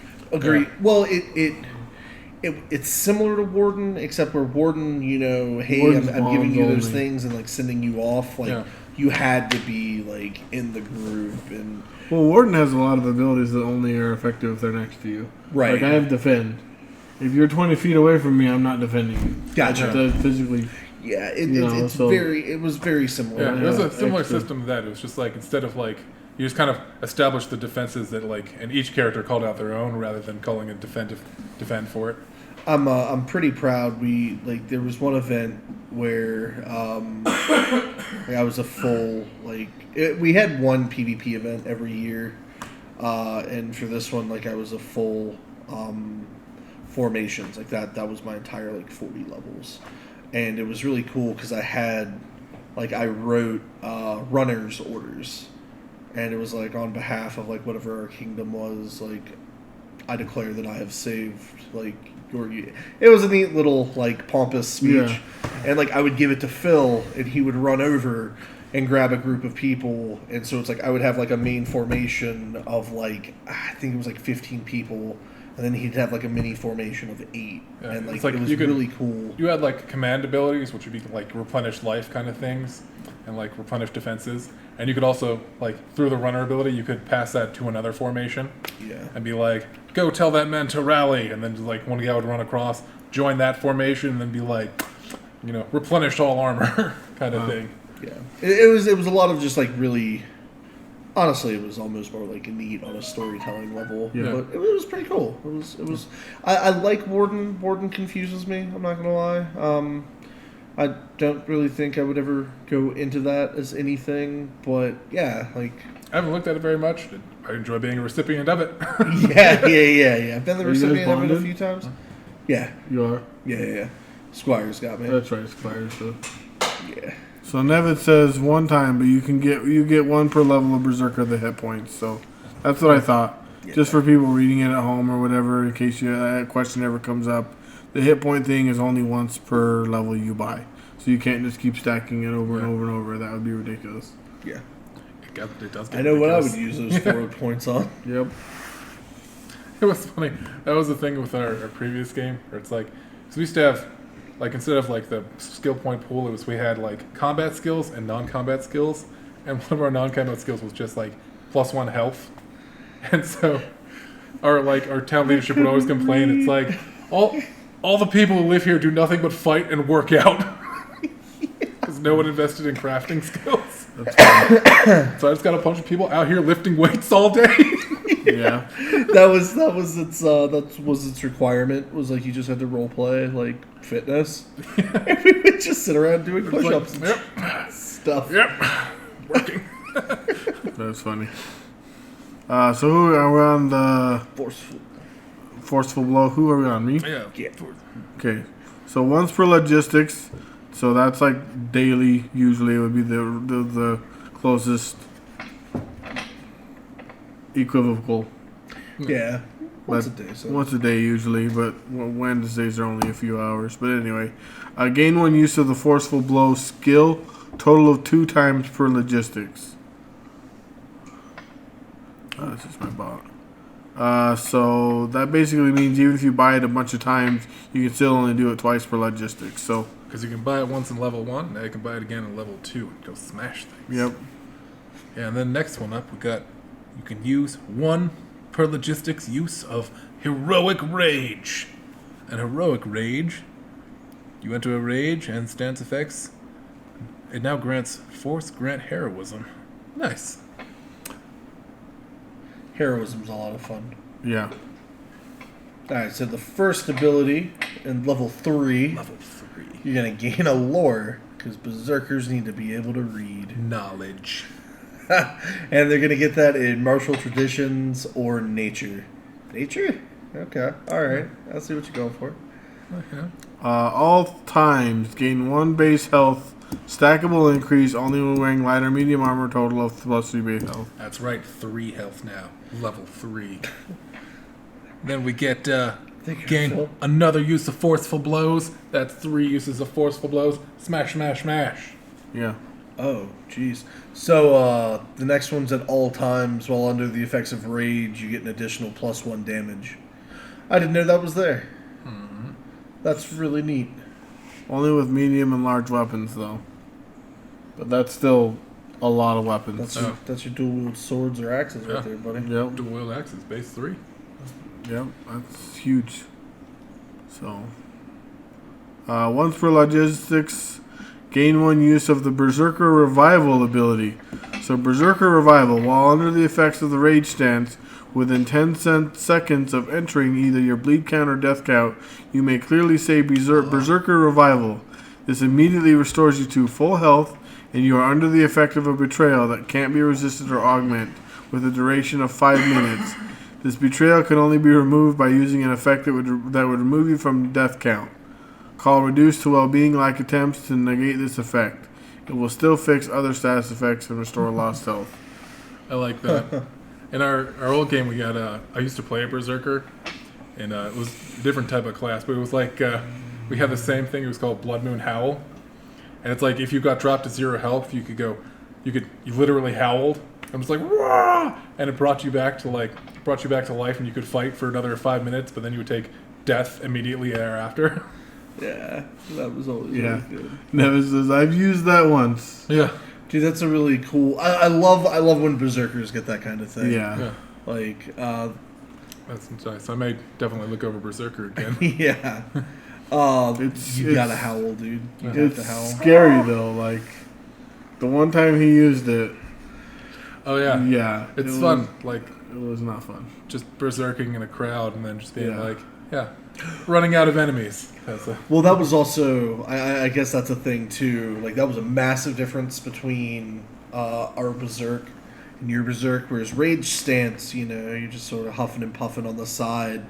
Ours was effect berserk, which was y'all's betrayal. So, like, if you did this, it was a very low level, but not everyone got to it. Like, you would, like, the person that you're looking at, you would charge, and like that was the only time that you could Yeah. do that. You could attack the first person you're looking at, but then once they're down, it's the closest target. Yeah. Like, and that always got fun when you ran out of enemies. Or if you, like, berserked on a very low-level mob, and it's just like, blah, blah, blah. Oh, well then. Yeah. I had one time, I was charging ahead of the group, and they threw a cause betrayal at me, so I stopped. And it's the same thing, it's the closest person to you. Right. So I stopped, and I turned around, and the group's probably 10, 15 feet behind me, Yeah. and the monster's 5 feet, so I stopped, turned around, and go, well, you're still closer, and started to just melee. And he's like, crap, that didn't work at all. And everybody in the party just back there laughing their butts out. They were like, that didn't work at all in their favor. It was just great. That's the one thing that kills me in Black Knight. It's like, yeah, you can cast your cause betrayals through your weapon. Yeah. Like, why? I don't want to do that at all. And then run away. Yeah, well, hopefully. So then the next one, like the big daddy of like the true level 3 berserker, you get Furious Assault. and Furious Berserk. Assault. And you may expend one of your force abilities to either use Furious Assault or Berserk. And Furious Assault you get to attack 4 consecutive melee swings of force 20. X, where the damage type. Okay. So force 20, and then what your normal damage type would be. Each swing must occur within 20 seconds of the prior, or 3 seconds. Whoops. Each attack has to be within 3 seconds of each other. Jeez. If the swings miss or are physically blocked, the skill's expended. Damage is not increased by effects that improve damage. You must be in the rage stance to use this ability. That is absolutely brutal. And then the second one, so you can also... It's 5 points to do it once per logistics, or it's 30 points to use it for as many force skills as you have. Which, that cost seems like really drastic, but if you're a good enough level and you've got 5 force abilities, you know, you can go into a fight and do 2 of those force 80s, pretty much. Okay. Berserk, you must clearly call Berserk to enter this stance. Stance grants you immunity to fear and terror, a health barrier of 20, damage ceiling of 4. The Berserk stance is considered the same as Rage stance for all other benefits and penalties, and for all other game effects. If you enter your bleed count while you're in the stance, you must call it Empowered to the effect that dropped you. Immediately enter your death count instead of bleed count. Unlike other stances, the Berserk stance cannot be ended early with a 5 count, and is a 10-minute talent force ability. Gotcha. Yeah, that the actual Berserk stance is really cool. Yeah. Super strong too. Yeah. But basically, you're overextending yourself so that you can kill whatever's in front of you, even if it means dying yourself. Yeah. So very flavorful. That's one thing I like about the Berserk is the flavors are there. You can feel it. That's one thing I like about it for sure.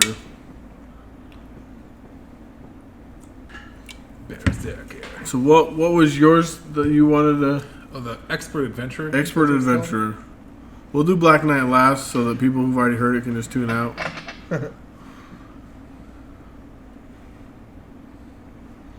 Use Berserk stance in a duel. That sucks. That sucks for the person that you fought. Yeah, for real. Yeah, they're like, oh my god, what's happening? God. So, Expert Adventurer. I'm going to read the description of that one. There are some heroes who seek no glory among the orders of knighthood and are not enticed by the secrets of the elementalists or wizards. There are those who feel no compulsion to devote themselves to a specific calling, save for the call of the unexplored. Expert adventurers are those who make their own way and forge their own path. Adventure is the air which they breathe, and they master whatever skills serve them best along with whichever road they choose to walk. Expert Adventurer is the only class that a player may take without receiving any training. Yeah. Lone Wolf. Which is kind of nice, because training sometimes is expensive. Well, it's expensive and can be, I don't want to say plot restricted, can be story driven restricted. I know personally that's going to be something really difficult to get into the Black Knight. Yeah. There's an order that they're trying to sway us, but their offer is really bad. Alright, so go ahead and read the first of level 1. So level 1's pretty interesting. You get an additional utility slot for 12 points. Oh yeah, utility. That's the way to live. Which... Get that dual wield. Utility is really nice because you're normally capped out at a certain point. Like he said earlier, 40% of your skill points can only be spent on utilities. This overrides that. So it's kind of nice. You can I think so. So. But you also can only have so many. Even if it doesn't, you can only have so many utility slots in general. Right. So this is just nice. Even if it doesn't override it, it's just nice to have an extra utility so that you can be more flexible. And I think it's 300 skill points. Like you have to decide between a combat slot or 2 utility slots. I chose 2 utility. That's how. Yeah, utilities are that good. Right. Cool. 3 utility slots with this.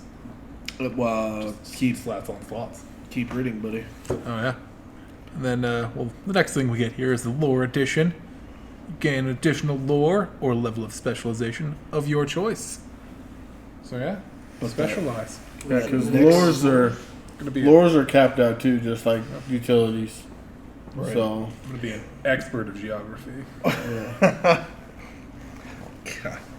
Well, and that's what I was saying. Keep reading on. Yeah, the first skill of level 2 is another utility slot. This one's 24 points. yeah, but that's so worth it. Yeah. That's level 2. That's plus 4 utility slots now after 300 points. But, that's looking pretty good. All the utilities. That's right. Power, electric, water. We got them all. So the next one's kind of, there's a lot to it, so we'll split it up. So skill addition, gain one of the following 11 options. So the first option is gain a heightened strike of +1 damage to triple strike, +2 damage to single strike with the weapon proficiency skill. So triple attack. Or gain heightened strike of +1 triple stack. Oh, same thing, but for backstab. Neat. Yeah, and then the next several. So you get +1 damage to a triple strike, or 2 damage to a single strike, and that's going to affect the backstab, your heal spell, your drain spell, elemental spell casting. So pretty much any of the attacks where you get like a burst of 3, or like that +2 damage. That that's really cool. Like it's cool that you get a super cheap weapon proficiency, and then you get like the really cheap mod to all of like the burst abilities. Basically a little ability that gives a bonus to any kind of class you're starting at. Yeah. Yep. Supports all classes, or all, Yeah, all the what are they called? Not archetypes, but Yeah. because they're not really called classes, but yeah. because I was trying to think these of are a the name. classes technically, but the builds, the different builds. That's the archetype. Yeah. Like fits that pretty well. So, all times gain +2 base health, stackable, only when benefiting from arcane armor spell. Which is nice. And then you gain the ability to cast your elemental spells through your weapons. Ooh. Oh. And then you get the elemental through your weapons. Gain the ability to cast your heal and cleanse spells through your weapon. Oh, there we go. I could be a paladin. Yeah. And for the necromancers out there, you gain the ability to cast your drain spells through your weapon. Evil paladin. Or this one, which is super nice. Gain the ability to cast 4 spells while wearing heavy armor. This is actually why I respect. It's because I was wearing heavy armor and I couldn't use any force abilities, and I was like, this sucks. Yeah, that's. Like, you'd actually have to buy a magic item to do that otherwise. So, Oh, I the didn't fact know there was that, a magic item for yeah, that. it's like you can put it on your shield or your armor. It's something of the night or something like that, I believe, but it lets you cast 4 spells in heavy armor. Huh. But it's like, I can either spend in-game currency or I can spend skill points. That's fair. I'd rather spend skill points. Yeah. So, And I like this next one, which the gain 1 unslotted level of diversified training, which I can free up that one I have put in for proficiency into just an entire utility slot. nice. So that's basically 5 utility slots I've got right now. And then, finally, for the combat people, What do they got at level 3? at level 3, one of 2 abilities, you get to gain a combat slot. Ooh. It's steep. It's 36 points, but I think for a combat slot, you get that every 500 points after 700 or something. Like, So I don't know. I don't look that far ahead. I just like because I always read that blip getting to like the cumulative stacks. It's funny that you say that. I hate trying to plan ahead and like LARPs and tabletops. It's just I feel like it takes a lot of the fun out of it. You have to a little bit, but Sure, like 'cause some of it requires plot, like you said, training. Like I really screwed the pooch when it came to my plot for my training. Like really. yeah, like I ended up just paying someone to train me because who I wanted to pursue would take over a year. And I Gotcha. was at the point already to do it, and I didn't want to wait another year. Plus, I had some bonds that couldn't wait another year. Gotcha. They were all like right there on the verge, and I'm like, I need to be able to help them now and not in a year's time. Are you doing like? Did you do your class at 100 skill points or? Yeah, I'm did you- maxed out in Warden. I'm level 3 Warden. Gotcha. So Because I know at some point I'm just gonna be sitting on my hands like until I find the right person. So I think I'm just gonna fill my sheet up to 99 points and just sit on it until I find the right training. Because for any of you little low people like Phil and I, sitting at 99 skill points, you still get the boon of the apprentice. yep. Which is 5 life and 2 damage, 4 life and 2 damage. But it depends on who casts it on you. Yeah. Well, you always get that base, Yeah. and then each class. Yeah, you get various other abilities as well too. So I like the alchemist sword. Gave like the 2 Gives you the plus strength. strength. Roids. Skip, skip. Yeah. Just straight up, just don't get tested. Yeah. That's a fun one. Yeah. So the last ability of level 3 is you can gain another option from the list of all those items we talked about at level 2 and pay its cost. Oh yeah. So you could do that twice. So yeah, casting cleanse and heal to your weapon would be cool. It'd be very paladin-esque. Boom. Be alive. Boom. Not gonna be. Die undead. Yeah. So Except to be. Die undead. trying to keep track of those damages will be difficult, especially if they're different weapons. Oh, yeah. That was another thing we found. Having all the different weapons and just like, Wow. let me get my number chart here. Yeah. Yeah. I have a hard time keeping track of one. Yeah. Like if I go a few months without playing all coming game, I'm like, what's the base on this again? Yeah. And then I have to calculate it out what I'm doing. My axe. I have to ask Talos every event. I'm like, hey, what's the base on this? He's like, dude, it's 3. It was 3 last week. It's gonna be 3 next week. I'm like, my bad. Yeah, well, you forget though. So what was a secondary? Have you thought about a secondary one yet? Not yet. Okay. It's like I think I might be looking at Berserker, but I don't know. That Okay. Aegis one looks neat. Do you want to go over Aegis? What are the options? You don't bust out a shield, buddy? I don't need a shield, just a helmet. Well, yeah, that's true because then you can still duel them. Yeah. You should be a swashbuckling berserker dwarf. It would amuse me. How about that? Yeah. Just a rapier all the time. Never actually use it. Just Have drunk. it. Yeah. You want to fight? Yeah. See. So did you want to read the description on that one? Oh, Aegis. The Aegis are champions on the battlefield, masters of defensive fighting, and famous for their impenetrable shield walls when fighting alongside one another. Just one another, not many others. So, none surpass their skill with a shield, and few are capable of enduring the damage and onslaught of combat with as much prowess as an Aegis.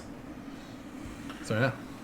This is one I'm debating on being one of my second classes because if I stay tanky, I kind of need to do this if I want because I'm not as good as like Talos is at tanking because he's Aegis. Stacks on stacks. Yep. That's the way to go. So, but I would only be able to go up to level 2 because it'd be my secondary class. So that's why I'm like debating. No, I feel like the level 2 Aegis is pretty good. It is, but there's a lot more that I'm trying to decide if I want to go flavor or actual like in-game use. You know what I mean? Right.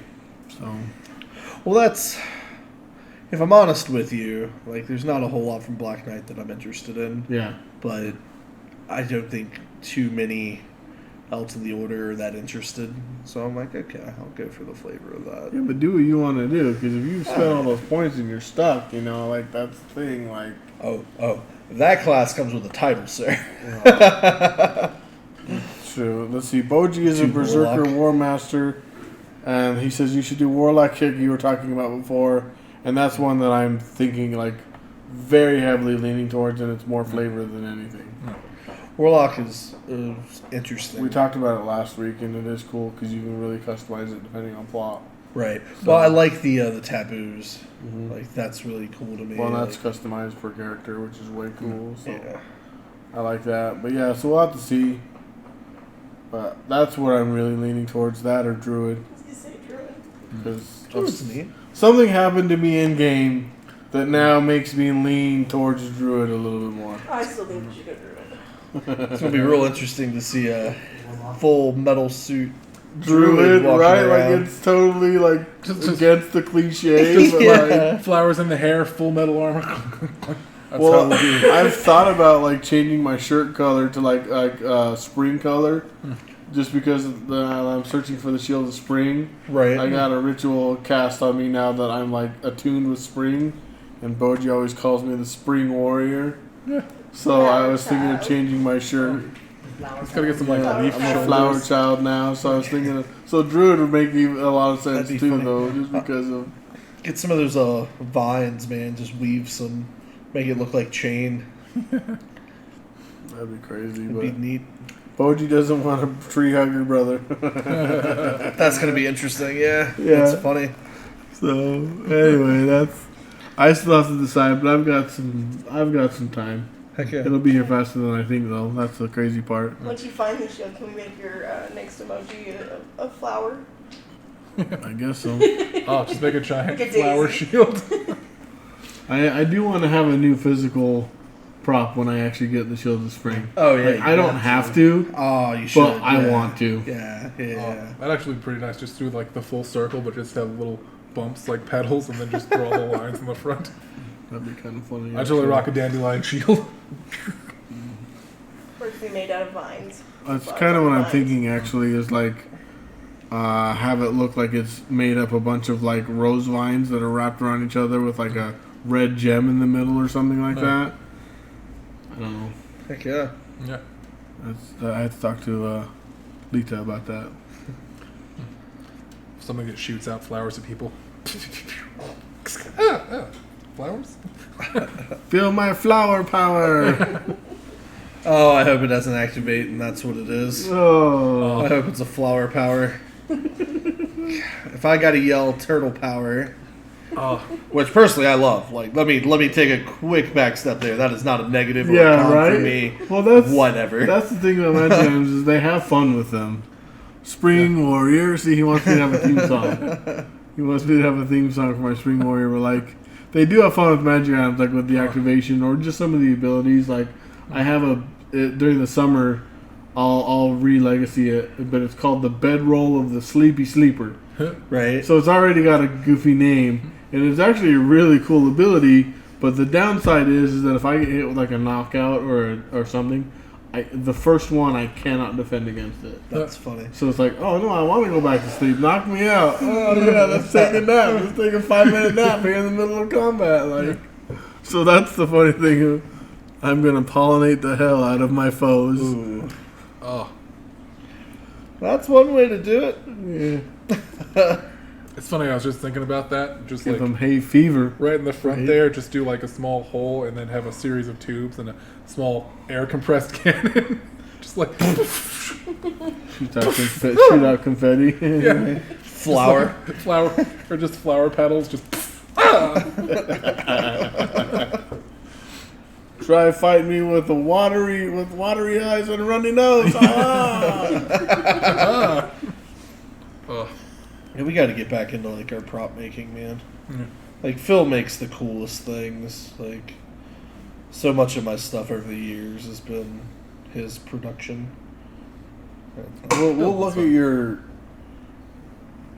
gauntlet that you made earlier. We'll look at it on camera because it looks really cool. So, all right. So Aegis, let's get back on track now. Well, that's Yeah. fine. I like sidetracking. It's fun. That was a fun one. So, level 1, all times gain +1 base health, stackable increase Yeah. while wearing heavy armor or wielding a shield. oh yeah, +1 armor. So you'd And- have to go shield with that, buddy.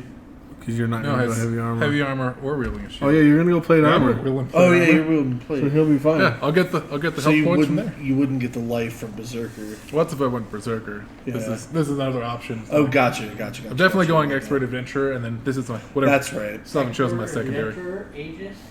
Yeah, right. Dude, you could have so many like hunker down and vigor and crap. You'd be ridiculous as an Aegis. Yeah, Yeah. I love hunker down and vigor. I've got my hunker downs through the turtle power, Well, and I listen to thought A- that it listen to expired. Aegis's version of Hunker Down. Oh yeah. All right. So you gain the ability, kind of like Berserker, you get to replace the parry with evade. So that's super useful because that blocks both melee and ranged abilities. Yeah. Then for 10 points, you can turn your hunker down stances and increase them by another 5 minutes. So a solid block of hunkering. Yeah, that's way long. Yeah. Yeah, that's like almost an entire combat sometimes. Yeah. 5 minutes sometimes is an entire combat, but sometimes it's not. Sometimes you need that extra time. Yeah. For sure. So, the next ability at level 1 is once per battle, while using Hunker Down or Shield Wall, you may expend a feat of strength to use a bonus parry against Shield Cripple. Only usable versus Shield Cripple. That's super nice. Like that's a nice little counter. Yeah, for sure. Level 2. Strength 5, 6 hunker down. Yeah. Yes.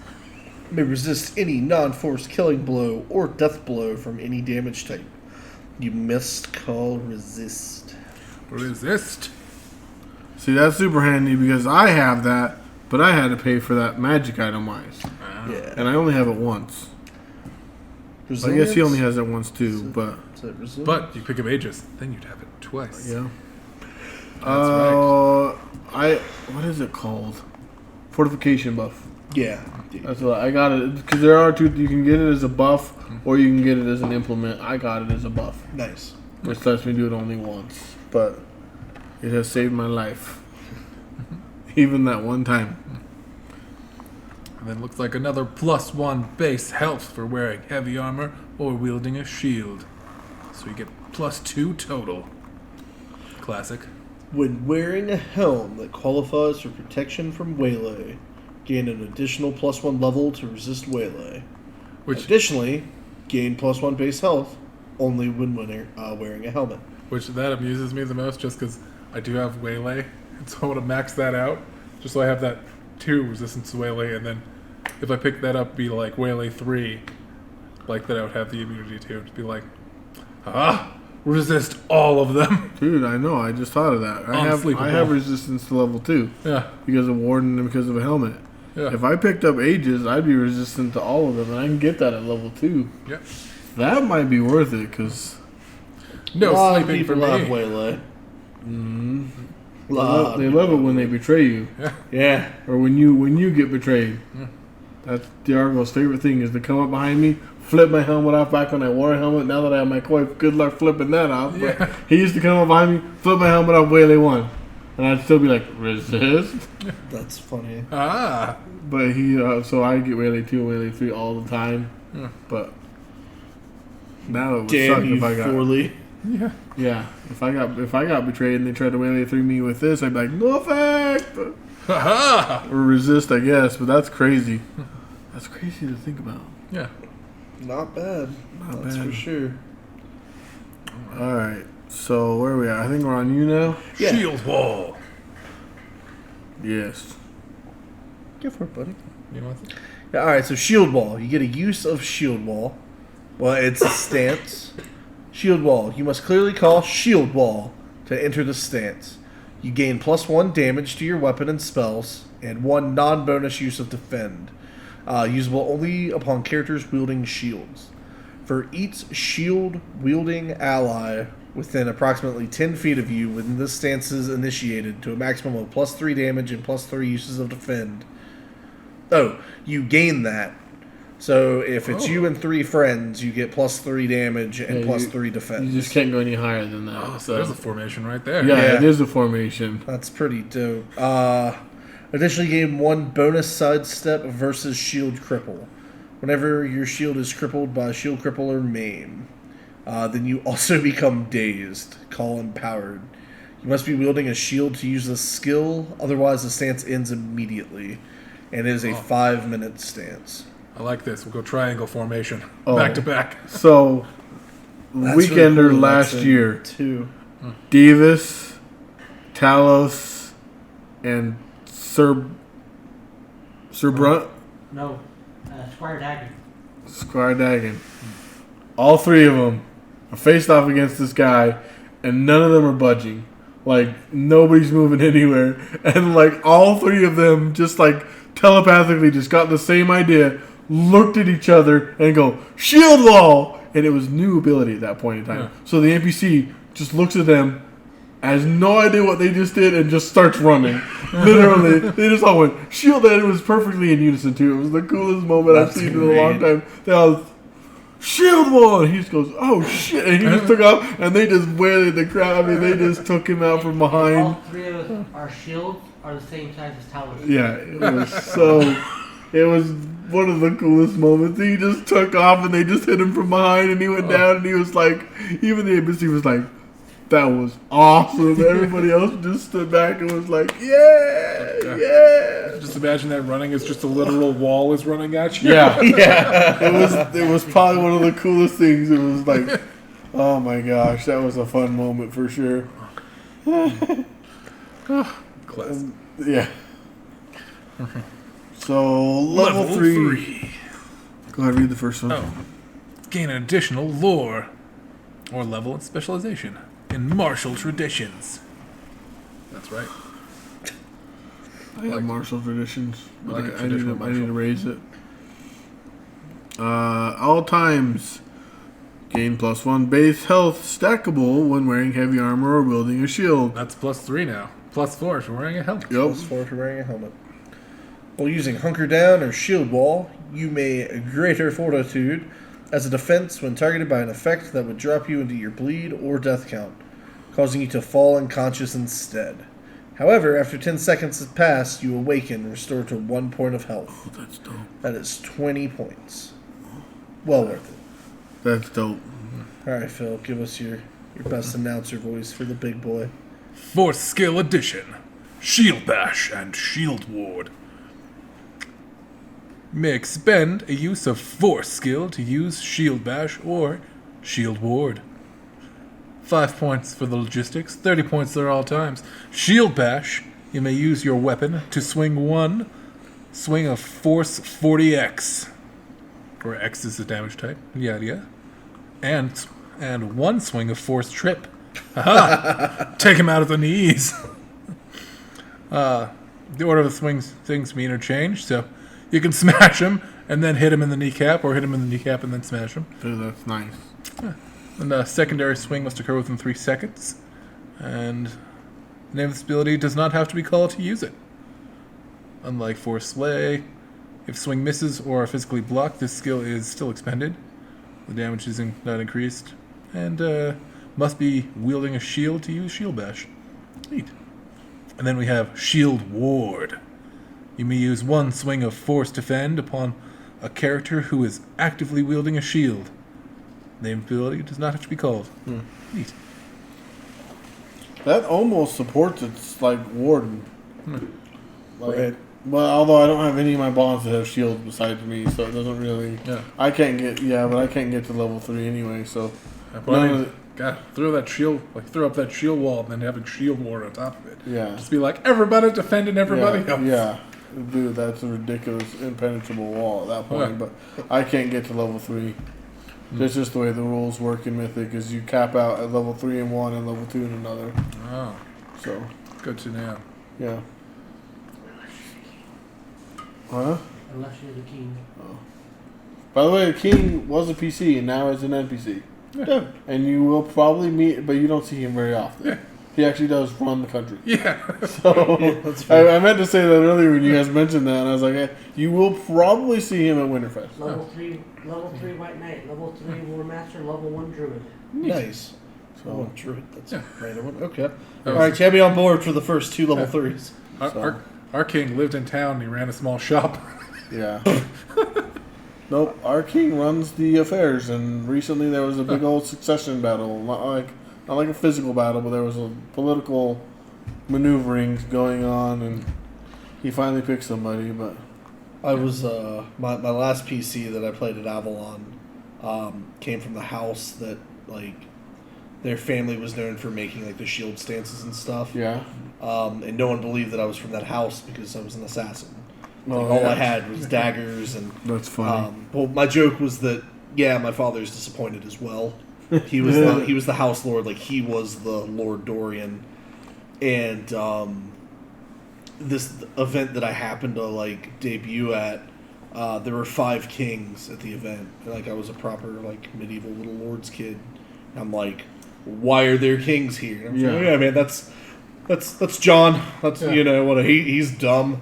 I'm like, you just called a king. Like I assassinated the hell out of a guy. He's like, yeah, that king, he's a jackass. And I was just like, bust. And like, it was a really like.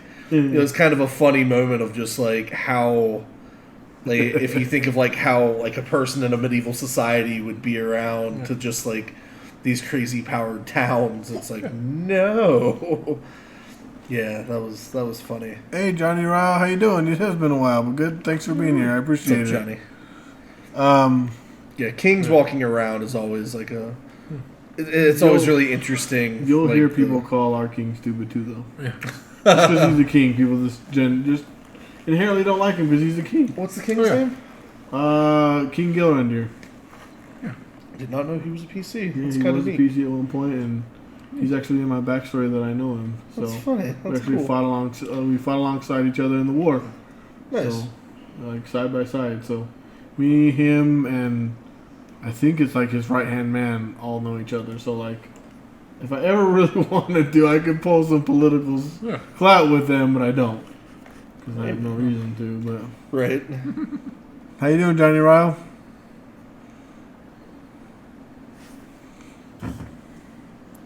Yo. Also, I missed this way earlier, but thanks for the host, Miss Cheyenne. By the way, I feel a very important question coming from Miss Cheyenne. Oh. Yeah. So, you'll probably meet the king. Doubtful that you'll meet the queen. She was also a PC who's now an NPC. But she doesn't play hardly anymore, so. Oh, that'll be neat. Yeah. But yeah, he usually shows up for Winterfest for a little bit. The question of the hour from Miss Cheyenne. What is your favorite LARP memory? Favorite LARP memory. I know, it's hard. Yeah. It's like, yeah, right. I normally warn you guys. I'm sorry, I forgot. Oh. I think one of my favorites was, it was very early days of LARPing. Like one of our first bad guys was like Tazik Tarek. Teclon. No, it was he was like Yeah. no, culture? it's a different guy. The culture? Yeah, it's not called Teclon. It was a T, but it was like, yeah, he was like this giant, like there were these scorpion ant things / persons, but like we're out there and like before the mod began, there's like a light rain that had just started, and then like the rain starts coming, and then like we're set up, we're like they start coming out of the woods, and it's like it just comes out. Like right out in front, just like I am Teclon, and drops the sword, and then whoosh, there's just a huge lightning bolt across the sky at that exact moment. Wow! And it's like this is like one of the first games. Like this is the most epic thing ever. Yeah, you could never plan that ever. That is the coolest thing, man. Oh, I think a lot of the best moments are just like when you have rain and that just perfect timing. Like another one was a few years later where we had we were supposed to go fight these for the cannibal women. Yeah. But they're just straight up called the cannibal women. yeah, but it was like we're gonna go fight this group of cannibal women, so we're all just like, okay, we're gonna go fight them over there in that field, and so we all just kind of mill about trying to like we're gonna go to the other side of this field and get them, and like the grass was all really tall. And then just like halfway into the field, they all just like jump up and they're just like, Yeah. And everybody breaks and runs. Yeah. And it's just like, guys, they're just like gone. Wow. My favorite memory, I think it was my first or second event actually at EO, and I'd heard about this guy called Skinborn. And they're like, yeah, he's like 12 feet tall. Wow. Monstrous thing. Like, he controlled Ebon Sands. He was like a disease bringer. And I'm like, oh, try it. And, they're just saying he's 12 feet tall. I got it. and I was with like the guy that brought me to the game. I think it was like his little guild group. He and Phil and I, I'll tell that story. That's because that's my second one. Phil and I were not friends when we first met. We were like hardcore rivals. It was really funny. But I was walking to the tavern had like out of character lights on it because it was a state park, and me and like these 4 people walked, and there was like a group of maybe 10 ahead of us, like 15 feet, and there's a hard cutoff of where the lights stopped shining, and it was about 2 a.m, and we heard a howl. We're like, oh, that's normal. And like we're walking that way, and then the 10 people running back past us screaming Skinborn as this 12-foot tall monster just walks out of the shadows and just like kills like the 3 people that I'm with and me in like a blow. Wow. And we're just like, oh, and I'm laying there, and it was Jimmy on stilts, and he was just standing over me. And I'm like, this is the coolest, scariest bullshit I've ever been to. Like, it was great. It was just such a cool moment of like, yeah, the monster's 12 feet tall and blah, blah, blah. And like, you always get descriptions at LARP, but for that thing to come walking out of the woods, like less than 10 feet in front of me, like didn't see any of him until he was just there. And I'm like, yep, you got me. And he just... Like, just like the, like, seeing like the giant, like looking up at a creature, one, and then like having like these giant like props for arms, and it's just like, you know, to where it's just like 2 giant arms just swinging at you. And that's where it's just like boom, boom, and you can't run away because it's just taking 6-foot steps. Yeah. His stride, like you're sprinting, and like it was the painter. Like, not to kind of like ruin the Wizard of Oz moment, but he was on painter stilts. Oh, yeah. And he had him set for about 4 feet. And Jimmy is a tall, lanky SOB to begin with. And he would just like kind of speed walk, and each step would just, 6 to 8 feet. It felt like. Yeah. Like he closed gaps, and like he a would go 6-foot tall guy on top of like 4-foot stilts. Yeah, he would go into the tavern. He would go into the tavern. He would like crouch down into buildings. Like it literally looked like Jack Skellington. A giant monster just go like and go through a doorway and then just stand up to the ceiling.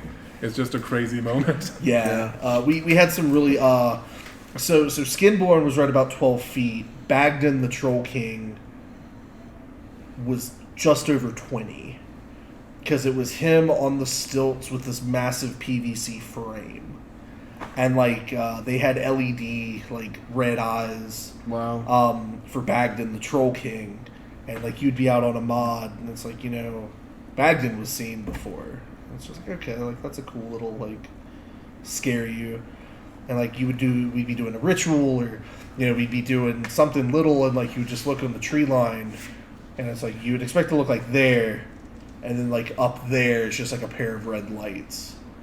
And you're like, the hell is that? Mm-hmm. And then this massive thing is just like chasing you, and just everywhere he goes, people are just being like scattered and killed, and it was just like brutal. And so meeting Skinborn was probably my favorite moment.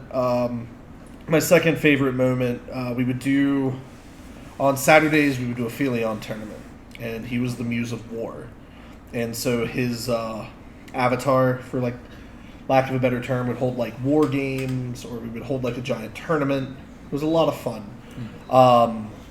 Phil and I were definitely like I was like the way younger crew, but like we were of the younger crew that just like we couldn't get enough combat. Like that's clearly why we learned.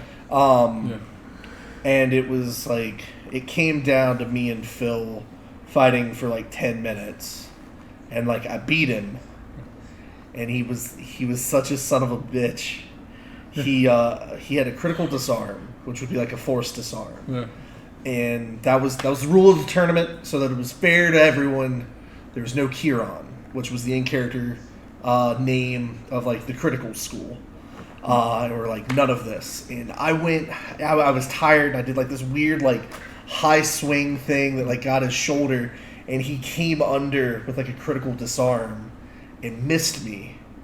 And like we both stepped back, and I'm like, you, and he's like, I mean, it was just a call, bro. I didn't do anything. I'm like, you dirty man. It was like the like there was an NPC that came out like that morning, and like that was the first critical ability I learned. I want to say that It was was the like- first critical ability an EO player learned. It might have been actually. It was like because there was no way to like learn stuff outside of we had to have like a mentor system like you have like for with the classes. everything, And not so it's just like classes. this NPC came out and like he was like, yeah, I can teach you that, and I learned it that morning. And then like my thought was during the fight, I'm like, bah! I'm like, oh, we're down pretty low hit points. I'm like, but I had invested in crafting skills. He had invested in just endurance, so he had more hit points.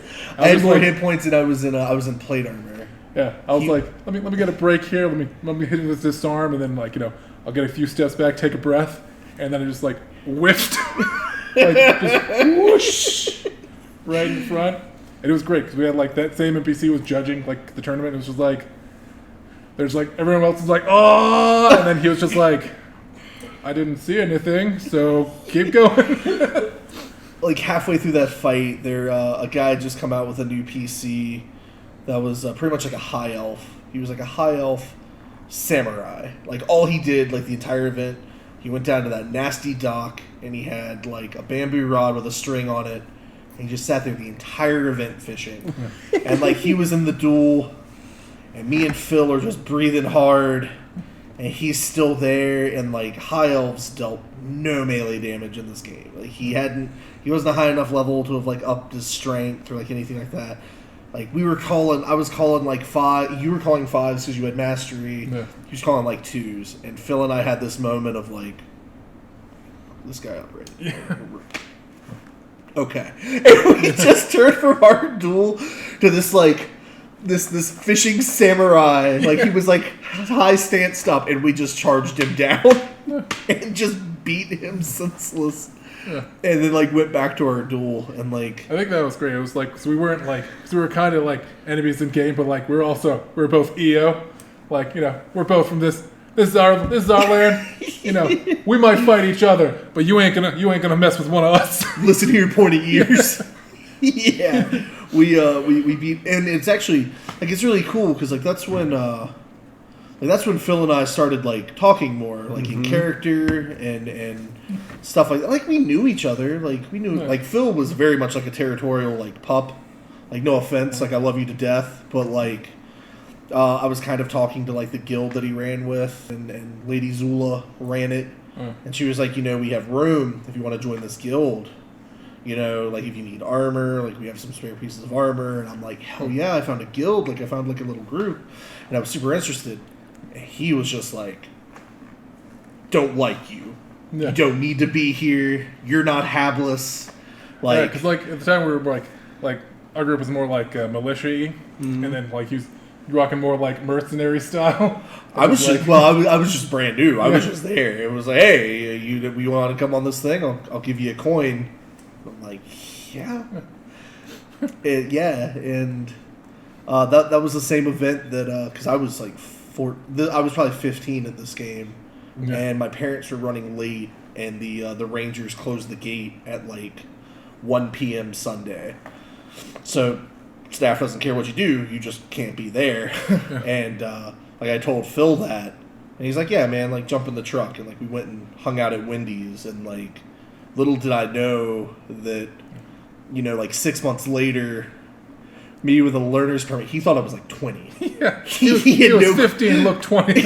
Yeah, he thought like I was his age, and like I'll never. Yeah, it was funny at the time. It was like all the like most of the other people there were like all like college age and like older, and it was just like I thought it was just like an old crew. And I'm like, okay, everybody's here. It's like everybody can drink and drive, and that's no problem. Yeah, like Not together, hopefully. yeah, not together. Not together. But they meet both those requirements. Yeah, and we went to a Virginia event that October. It was actually like y'all's kind of Winterfest, and he's like, "Hey, dude, I love this story." He's like, "Hey, man, I didn't finish my armor.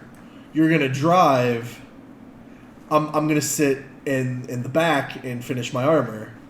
I'm like, "Okay." Because in my mind, I'm like, "Holy crap! He does not know how young I am." And so it's so wrong of me. Don't do this. But I just kind of nonchalantly was like, how long have you been driving? He's like, I don't know, 5 years. I'm like, cool, okay. Because in the state of North Carolina, if you have your driver's permit, you can drive with someone that's been legally driving for 5 years. Yeah. So I was like, sure, man, I'll drive.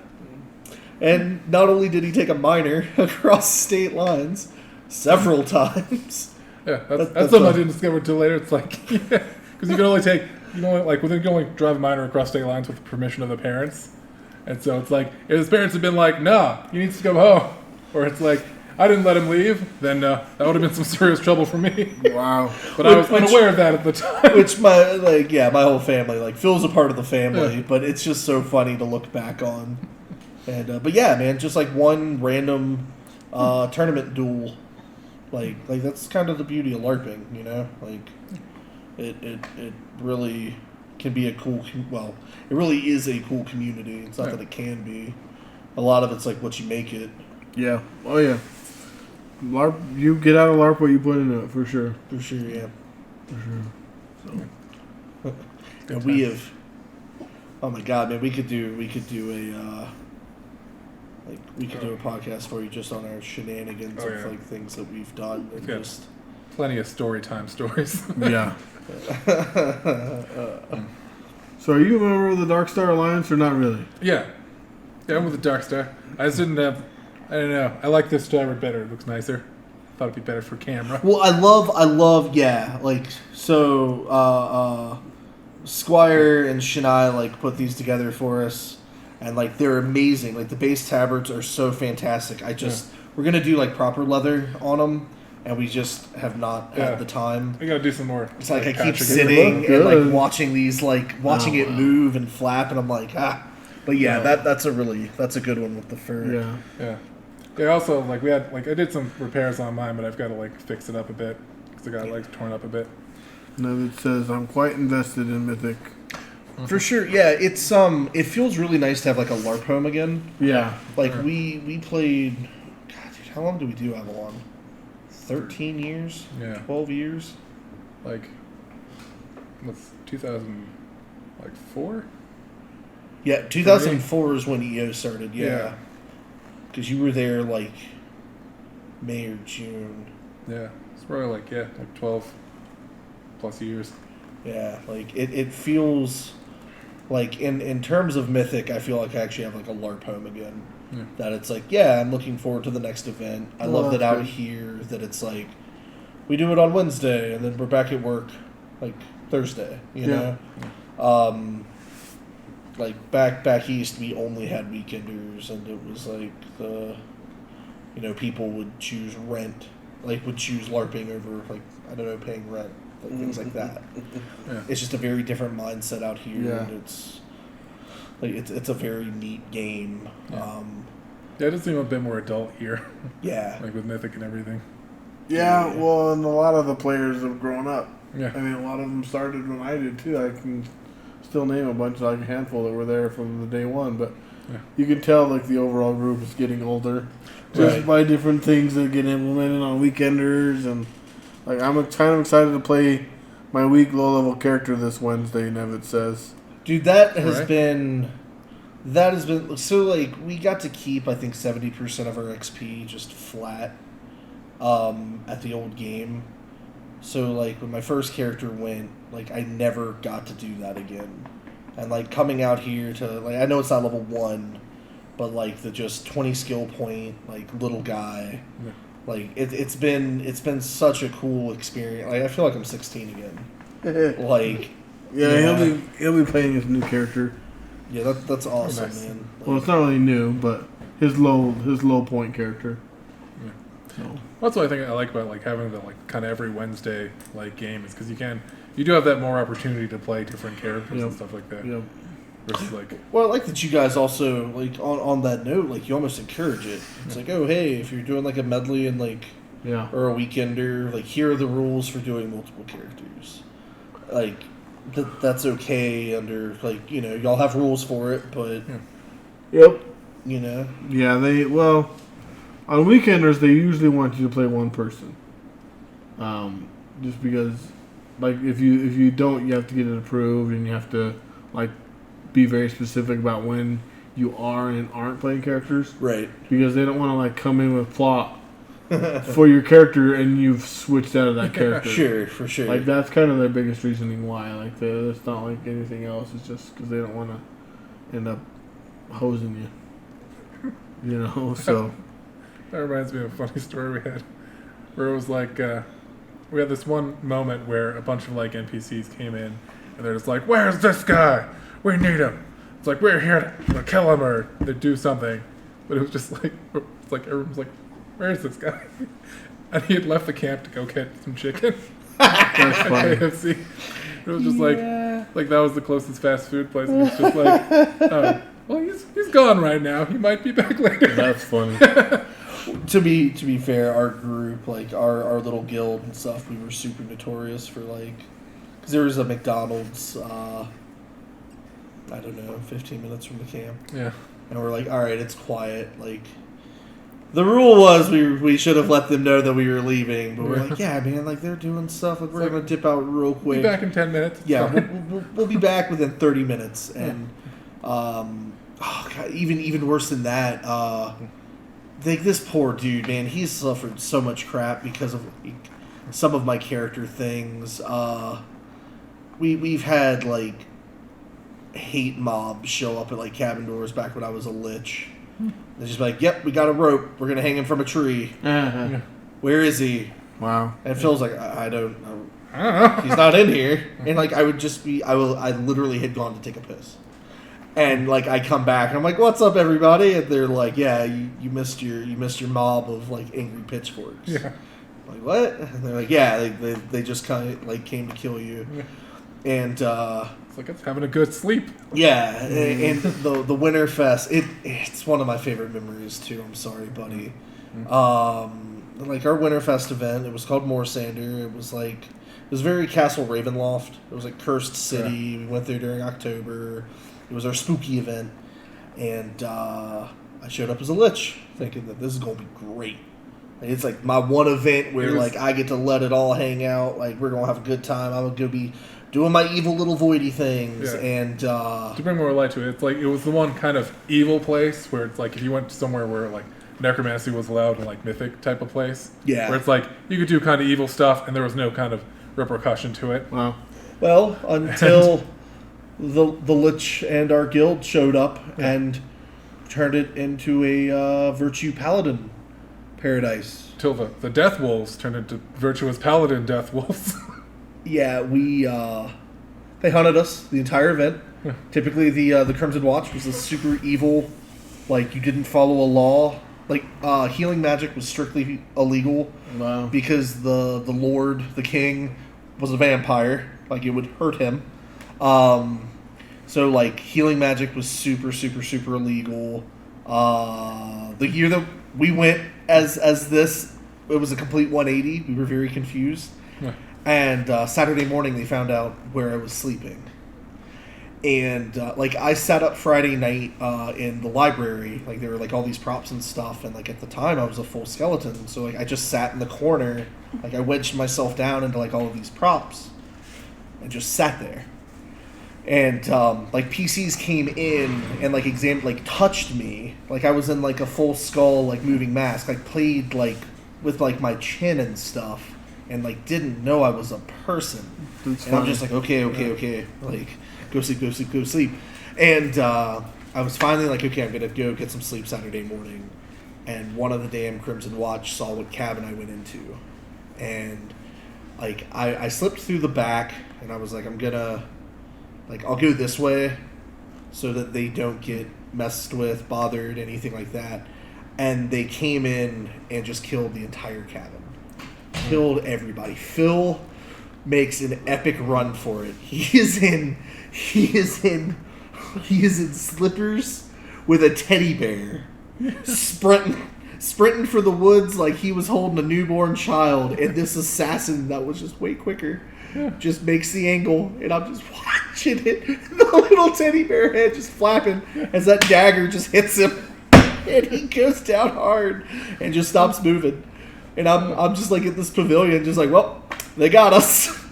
And just watching God, it was. He hit the ground so hard his flip flops flew. It was because the first 5 minutes of walking into that event, it was like, oh, the wolves. Okay, we'll navigate around. And then the wolves were just like, we smell that guy. And they just ran at us. Wiped us all out. Didn't kill him because he's an undead lich and would just get back up. And so, come back to life. Go through our death recycle process. Mm-hmm. Come walk in the game, and they're like, walk in the game immediately. Hey, you work with that guy. We're gonna kill you. Yeah. And they're just like. It was a very tough event. Yeah. Then the next was a very morning, tough event. wake up. I used to have this big bear that I use as a pillow. Mm-hmm. But I was just like, yeah, all right. What's this crowd? Like, what's going on? They're like, hey, you work with that guy. Where's he at? I'm like, I don't know. Go find him. And I was like, no, you work with him, you're gonna die. I'm like, They marched everybody out of bed and put them on the porch and Yeah. killed them one at a time. It Wow. was so. yeah. It was awful to watch, man. That's where I was like, oh, okay. Yeah. It was such a valiant effort. Just. Sprinting in flip flops with an entire town running you down. Oh God. Oh, That's crazy. yeah. We got some stories. I do have to say though that weather will dynamically change an event big time. Yeah. Sure. Like we had an event where we were supposed to be facing now this demon and his minions, and it just started pouring down, Oh and yeah. it just made that fight that much more epic. It was just a Yeah. cool fight. Dude, yeah. Oh, so much. But now we're old, so we don't like to play in the rain. I still unless it's winter, rain events are still my favorite. Yeah. Well, early on in the year, if it rains, it's cold. Sure, Yeah. for sure. And we had that, I think last year or 2 years ago, there was a raining event. Yeah. It was just miserable. It was so cold. Oh yeah. Like The very the first weekend there usually winds up raining every weekend. And it's cold. Every And year. The very first event. yeah, I think that that downpour is kind of awful, but when you get that nice sprinkle, Yeah. that just it depends, because sometimes even that sprinkle when it's that cold. Oh, yeah, true. Because it's Being- cold up here, man. yeah, being super cold, I could imagine. Yeah. There was Summer when it's super hot. you Yeah, get that then nice- and that's what it was too. It was one of those summers where June or something, and it just rained, and it was perfect. yeah. It was great, but other than that, yeah, it wasn't. Oh yeah, being cold and wet. That's real rough. There was one event, man. It was May or something. It was at the large camp, and it was May in North Carolina, man. It's okay, it's gonna be lows of 60s, maybe 70.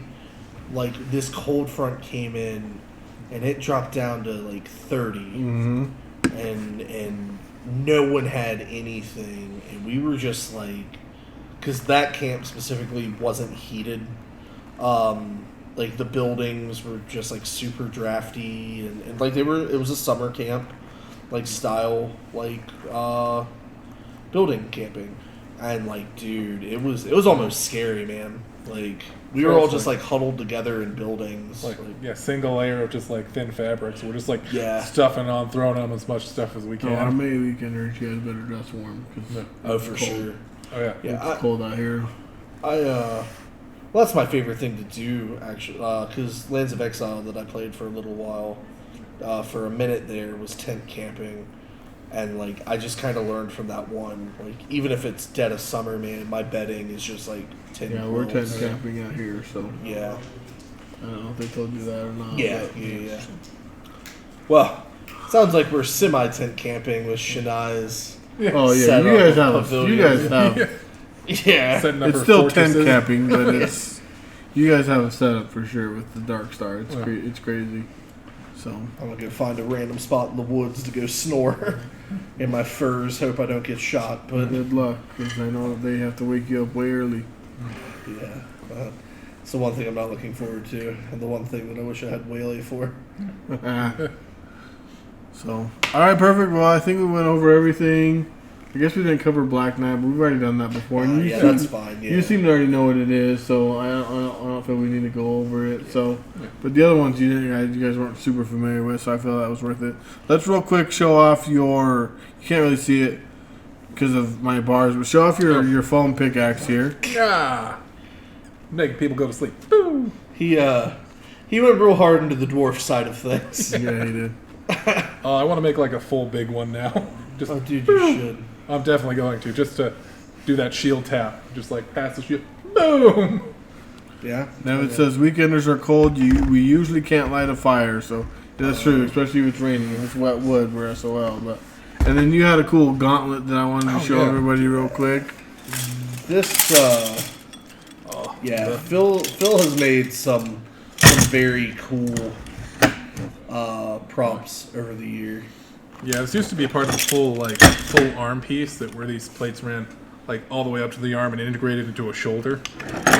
And this I actually made for a specific character thing or a story thing where it was basically like Death Knight armor, or like the Hell armor from D&D, where it's like it was a magical armor that grew on, and it like started with a ring. I used to have the actual ring integrated into the gauntlet, but it started from a ring that kind of grew up the arm. And so, yeah. What's this made out of? It's just aluminum and aluminum and spoons. Oh. Yeah, that's actually that's one of the coolest things that. It was like, I used like spoons for the tips because they were just strong and pretty cheap because I bought them in a bundle. And then I think this is a candlestick or something. Just mishmash stuff. Dude, I think you just did thicker spoons for this, brother. I feel like I feel like it had that bevel in it. I think this was or it might have been a cup, like a wine, like some sort of metal wine cup. Oh, okay. But basically, craft store stuff or thrift store stuff that is kind of bodged together. Yeah. You know, he says weekenders are cold. Don't be like the barbarians who wore literally The loincloths. Yeah. I don't know, man. That They did it one of the I think it was a May one, and it was so cold, and we were all like, props to you guys because you're wearing a loincloth and nothing else. Oh my gosh, it was crazy. I think they're gonna be at Winterfest. that's what we hear. I'm super excited to meet those guys. I'm excited because they're fun. They're fun to roleplay with. They won't be there as their Parthens. Yeah. Their Parthens got in some trouble last time they were in town. So We heard about that. yeah. So anyway, you were gonna say something real quick? Or? I was just gonna say Phil's a really good example of there are affordable ways to get into plate and the higher end props that a lot of people feel like they can't get into. It was a really cool. He had an exaggerated oversized pauldron with these plates that ran all the way up, and if you get creative, you can make just like some really, really awesome things. Yeah, it's always fun to just kind of like look up armor patterns online and be like, that looks super complicated. Let me take that from it and that from it and just do that. I still miss your. He had a helmet that it looked almost looked like an armadillo, but you could take it and just fold it up. Yeah. He used a super long rivet, and it was a battle down helmet. It was effectively the same as kind of this sort of structure, but just had two rounded pieces kind of on the side and then a front plate. Yeah. That was probably my favorite helmet you made. Until you took my Spartan helmet. That was really nice. I was like, man, I misplaced that. Yeah. And then you cut all of the Spartan aspects off of it. Yeah, I did. And now it's like a little metal dome cap. I did because it had a nice flat top and then a beveled rounded part that looked like a nice mushroom cap on the top of your head. And there was just no way around seeing the giant mushroom cap on top of your head. Also, it didn't fit. You had to really stuff it full of foam to get it to orient. Because it was there was a huge gap between the top of the helmet and your head.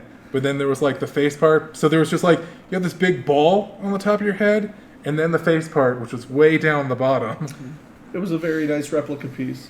Yeah. I just had it on the top of my fridge for the longest time. Yeah. It disappeared for 2 months, and he'd just taken shears to it. Yeah. I made 2 helmets out of it. I made a full face mask section, and then just a proper helmet, which I still use. Nice. You're a bastard. Nevid says, I like the Parthens. They make me laugh. And I'm really excited the to barbarians. meet there. They're both funny. Yeah. So it'll be really. I hope that they come to. I hope that they come to Winterfest. I'm looking forward to Winterfest. It looks like they're signing up for it, if I recall. So, so speaking of Winterfest, Winterfest is the 28th and 29th of this month. So anybody that wants to show up to that, that's like the premier event to come to. I would recommend that for sure. You can learn everything you need to know about the rules from last season.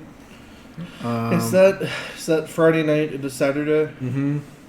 Friday night and Saturday. So Top hats and monocles. yep. Be ready. I think we're going to go ahead and wrap it up. So we got to talk about a few things here real quick. So Winterfest is the first one I wanted to talk about. You can find out all that info about Winterfest at mythicrealms.com. We film here at the Ascendance Gaming Center. This show would not be possible without this. So I really appreciate them. I don't know that I thank them enough because honestly they wake up early on their time off and come do this so that we can do this. So they don't normally open till 5. They're usually here till 4 the night before. So the fact that they're willing to get up this early is immense. But it's a cool LAN center. You got VR, you've got computers, you come play. VR is awesome. The show will be available on YouTube and on podcast form every Wednesday. You can find it at Anchor, the podcast at anchor.com or anchor.fm.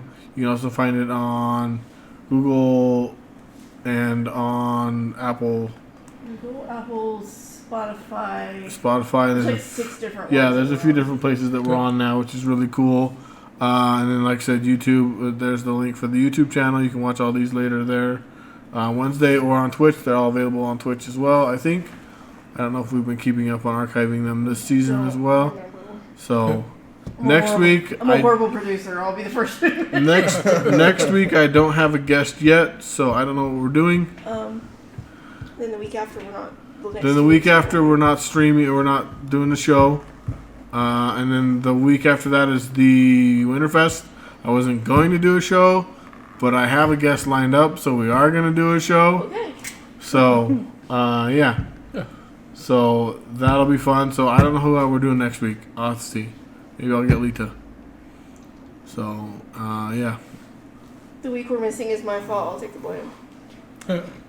Well, and I don't have anyone for next week because I condensed the weekends. I thought this month was shorter than it was. Yeah, granted, it's the shortest month of the year, but I was shortening it even more. Leap year. Yeah, like I was shortening it even more. Yeah.